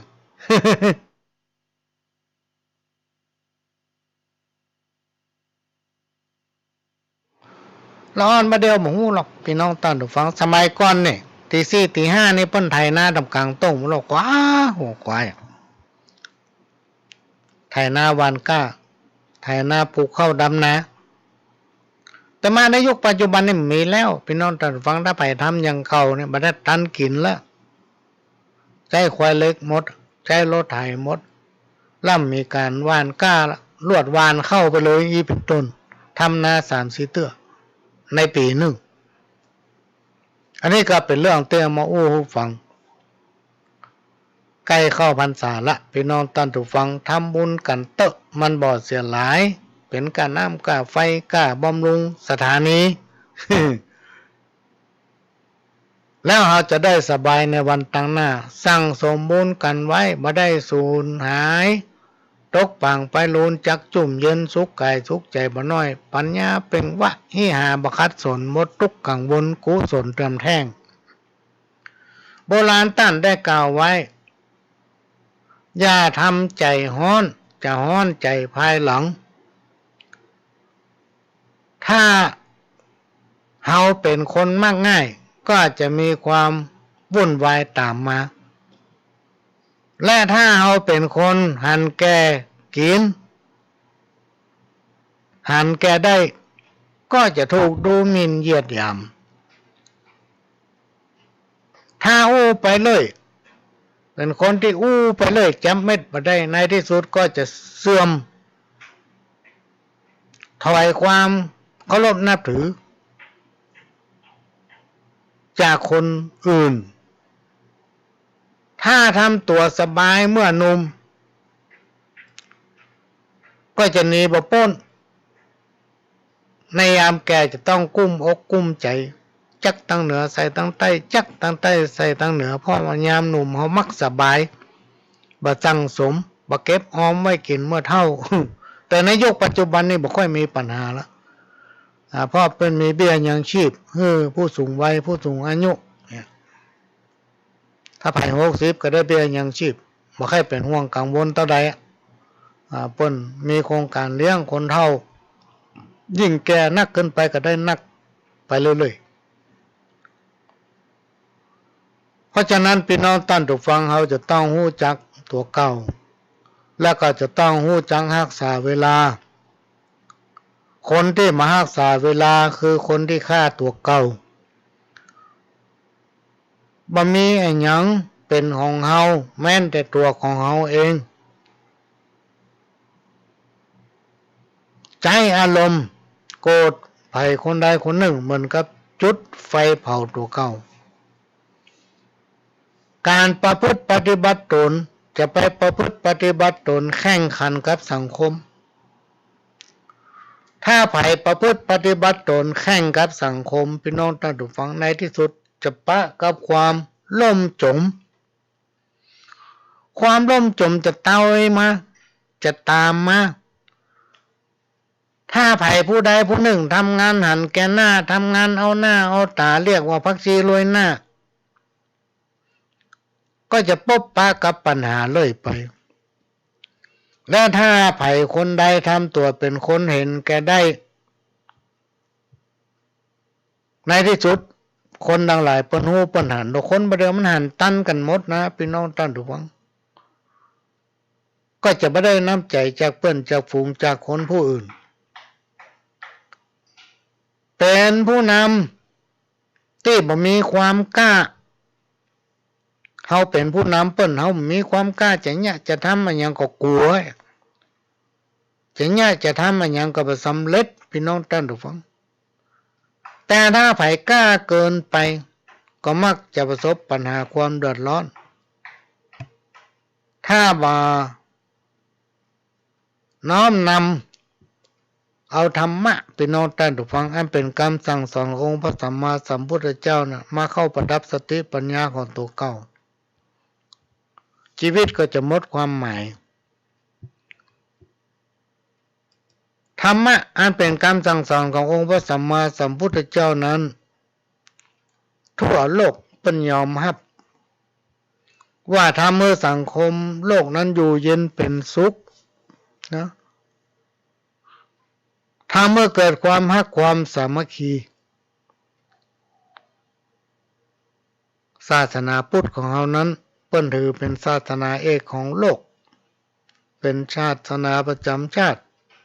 ตั้งแต่เราเกิดมาเราก็ได้ยินละคนเฒ่าคนแก่พ่อแม่ครูบาอาจารย์ยังเคยกล่าวไว้ว่าโอ้หน้าบุญแตะๆที่เราเกิดมาพบปะพระพุทธศาสนาเพราะธรรมะนั้นทำให้คนเป็นคนดีสอนให้คนเป็นคนดีเว้นหมาฮือปอศอกเว้นอีวอกฮือปอวาเว้นคนป่าลาฮือไก่แสนยศถ้าหู้ว่ามันเป็นคนบัดดีจะไปคบมันพี่น้องท่านผู้ฟังเว้นมันไปไกลๆเมื่อมันอยู่คนเดียวมันติ๊กๆไปที่ไหนไปก็บ่คบก็เดี๋ยวมันจะปรับตัวมันเองจะไปเข้าข้างคนบัดดีจะไปเข้าข้างคนวอกจะไปคบกับคนวอกความพ่ายแพ้ครั้งยิ่งใหญ่ที่สุดของชีวิตคือการทะนงตัวการลืมตัวเก่าในอนาคตจะยากจนที่สุดคือการใช้เงินแบบสุรุ่ยสุร่ายความวิบัติที่ยิ่งใหญ่หรือความวิบัติที่ใหญ่หลวงจะเกิดขึ้นกับชีวิตคือการเล่นหรือการติดการพนันคนที่หากินในทางบ่สุจริตคือว่าหากินในทางทุจริตหากินในทางบ่ซื่อกดเปิ้นโกงพ่องขี้ลักขี้ขโมยขี้โลภขี้โกงเปิ้นฮ้องว่าเป็นคนที่สิ้นคิด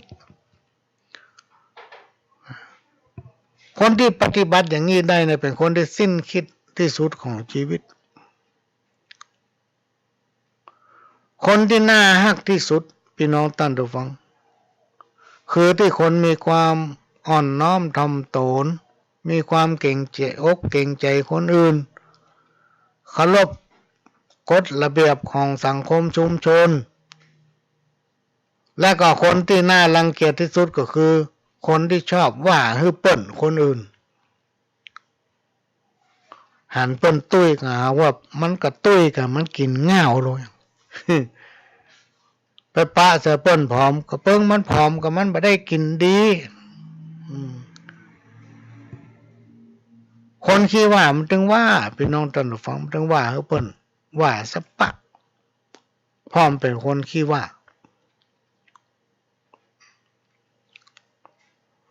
กรรมมาเก่าวันนี้ปากหวานก้นส้ม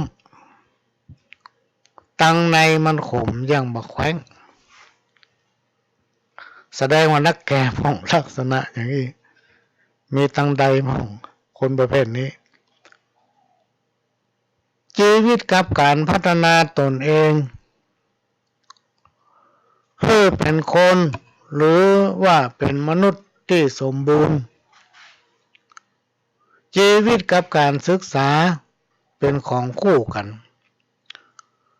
ซึ่งจำเป็นจะต้องมีพี่น้องท่านผู้ฟังกับการพัฒนาตนเองเนี่ยต้องพัฒนาหาประสบการณ์ที่ใหม่ๆอันใดที่เราได้พบได้เจอเนี่ยเอามาเป็นประสบการณ์เราไปหาเปิ้นทำแล้วก็เอามาคิดเอามาปรับปรุงใจกับตนเองได้เป็นวันๆจะต้องมีการพัฒนาตนเองให้เกิดการตื่นตัวอยู่ตลอดเวลาพี่น้องท่านผู้ฟังและสิ่งสำคัญเนี่ยทุกคนจะต้องมีธรรมะหลักธรรมมันเป็นคำสั่งสอนเอามาใช้ประยุกต์ใช้ในการบริหารพัฒนาตนเองและการพัฒนาคน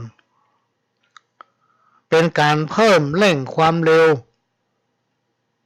เพื่อให้เกิดความเจริญงอกงามในสังคมชุมชนหมู่บ้าน สังคมในปัจจุบันเนี่ยพี่น้องท่านผู้ฟังมีความจำเป็นที่หมู่เฮาจะต้องช่วยกันขับเคลื่อนเอาศีลเอาธรรมเข้าสู่สังคมถ้าศีลธรรมบ่เข้าสู่สังคมหรือชุมชนหมู่บ้านความร่มเย็นเป็นสุขพี่น้องท่านผู้ฟังย่อมบ่เกิดถ้าจิตใจคนเฮาบ่มีศีลบ่มีธรรมนะน่าตึงวันเนี่ยเปิ้นเลยมีการรณรงค์เอาวิถีพุทธวิถีธรรมเข้าสังคมชุมชนเพื่อเข้าสู่จิตใจของคนในสังคมชุมชนอันเนี้ยเป็นสิ่งบ่งบอกที่จะทำให้จิตใจของคนเฮานะงามสังเกตยุคปัจจุบันหรือที่ผ่านมาพี่น้องท่านผู้ฟังเวลาไปมาประเทศไทยนะเพิ่นจะต้องมาเมืองเหนือล้านนาของเฮาเนี่ยเป็นจะได้เปิ้นถึงให้มาเพราะเมืองเหนือล้านนาของเฮานั้นเป็นดินแดนที่มีอารยธรรมในน้ำมีป่าในนามีข้าวเป็นเมืองอู่ข้าวอู่น้ำทุกคนมีศีลมีธรรมจิตใจงามไปไหนก็ปะคนที่มีจิตใจงามพี่น้องท่านผู้ฟังหน้าตาเบิกบานห้องกินน้ำกินท่าห้องกินข้าวมันหายากนะพี่น้องท่านผู้ฟังเมื่อกี่วันมานี้ประหลวงได้มีโอกาสไปแถวเนี่ยสันทรายเนี่ย มีปัญหากินข้าวละก้าวโอ้บล่ำปะหลายปีที่ผ่านมาเนี่ยเนอะไปหันไปนี่บล่ำปะนี่ไปปะเปิ้นห้องกินข้าว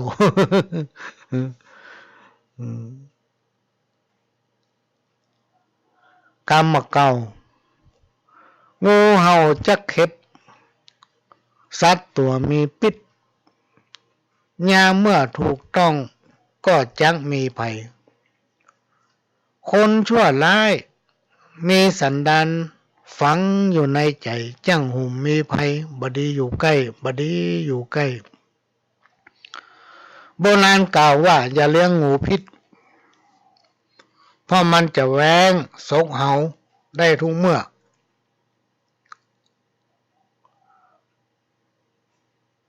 เหมือนเดียวกับคนพาลพี่น้องท่านผู้ฟังซึ่งมันอาจจะทำร้ายผู้มีพระคุณได้ตลอดเวลาบ่ควรเพิกเฉยต่อคำตักเตือนของผู้หวังดีผู้ที่เปิ้นมีประสบการณ์มองหันเหตุการณ์ไกลเป็นต้นว่าพ่อแม่บิดามารดาครูบาอาจารย์สังคมชุมชนหมู่บ้านถ้าผู้นำและพี่น้องราษฎรส่วนใหญ่ไร้ธรรมะ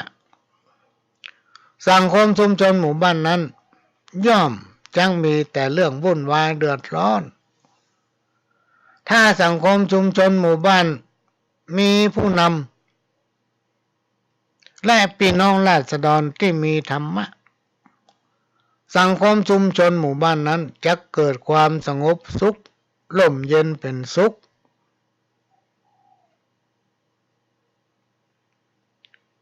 อันนี้ก็นำมาฝากพี่น้องท่านผู้ฟังนำมาฝาก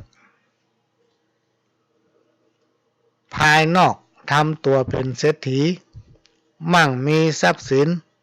วันนั่งนอนกินจนเคยชินส่วนฐานะจริงๆทุกสิ่งน่าขันหลอกลวงทั้งนั้นเข้าขั้นยากจนอันนี้หมายถึงดูลักษณะภายนอกดีความเป็นจริงบ่ดีเหมือนอย่างที่เราพอเพราะฉะนั้นพี่น้องท่านผู้ฟังการพ่อคนเนี่ยจะพอแต่ภายนอกบ่ได้เขาจะคบไผเขาจะฮู้พฤติกรรมของเขาต้องก้อยพอไปนับได้นับครบนับได้นับเจือนับได้นับถลำตัวเข้าไป ลงหลงสารพัดจ้างอัตตาตนลงใจเชื่อคน จังโดนถูกต้มจังโดนถูกต้มเนี่ยคนมาเดียวเนี่ยพี่น้องท่านผู้ฟังนับได้นับเจือกกันได้นะไม่เข้าตำราที่ว่าลงเฮยลงสารพัดลงอัตตาตนลงใจเชื่อคนจังโดนถูกต้มจังโดนถูกต้ม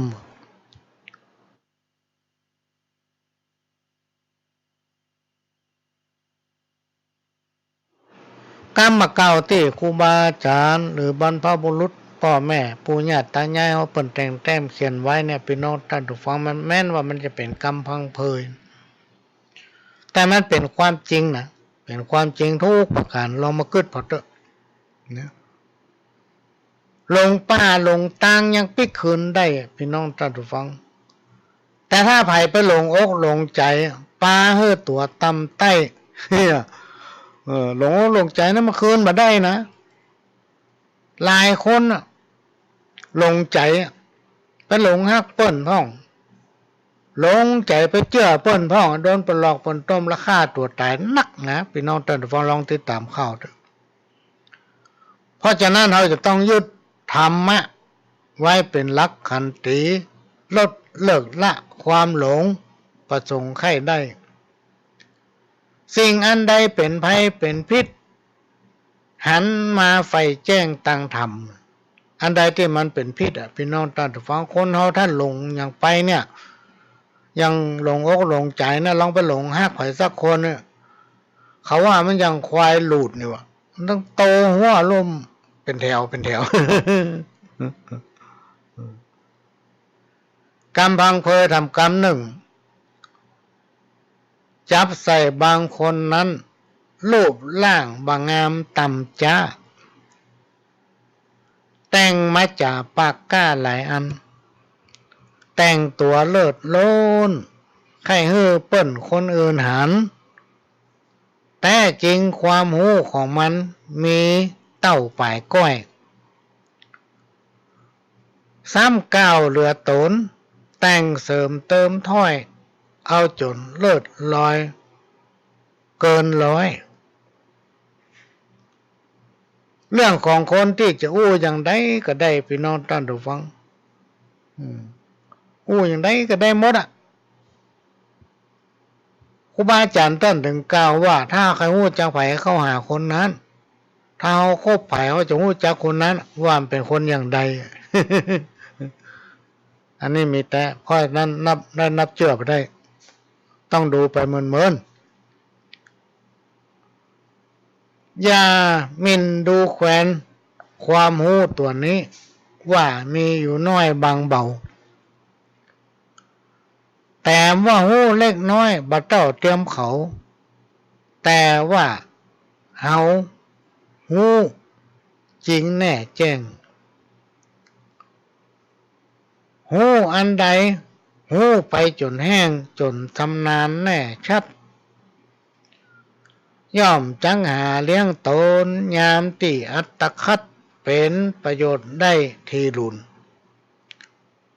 ถ้าหูบัดแท้หูแล้วหายสูญบ่เป็นบุญกุลสักเยื่องสักข้อหูแน่แท้จริงผลยิ่งไหลป้อเกิดก็มีสินทรัพย์พี่น้องท่านผู้ฟัง กรรมอู้ของคนโบราณเนี่ยโอ้มันแม่นเรามาพิจารณาพอเติมมีแต้มหมดพี่น้องท่านผู้ฟังอันนี้ก็เอามาฝากไว้เนอะฝากให้พี่น้องท่านผู้ฟังนำไปประดับสติปัญญานำไปดัดแปลงใจนำไปแก้ไขได้เนอะพี่น้องท่านผู้ฟังเพื่อไปบอกให้ลูกหลานรายการอย่างนี้คนละอ่อนมาตึงบอกฟังถ้าคนบอกอายุรุ่นเฮาข่าวเฮาบอกฟังเนี่ยคนอื่นเขาถึงบอกฟัง ผู้อดขันติเมื่อโกรธเล็กน้อยก้อยอดกันหายไปย่อมบรรทุกโศกในการไหนย่อมมีดวงไทยเบิกบานจื่นกล้าบัดนี้ดูถูกกันลบหลู่ตาหน้าฝุ่งปาดเมธาชอบฮัก ย่อมจักสรรเสริญเยินยอแต่ตักจุ่งอดขันตีต่อกรรมหยาบจ้าขออย่าได้เอาเก็บมาเข้าใส่ถ้าไผ่อดสาไว้ได้ก็จักเป็นยอดคนเนินนายอันนี้เป็นกรรมเก่าที่เป็นแต่งแต้มเขียนไว้ก็มาฝากพี่น้องท่านผู้ฟังเป็นการมาเป็นกู้เป็นเกมมาเปลี่ยนบรรยากาศให้พี่น้องท่านผู้ฟังก็กรรมเก่าพ้องกรรมใหม่พ้องมาอู้พี่น้องท่านผู้ฟังบางคนก็ไม่ได้ฟังบางคนก็ได้ฟัง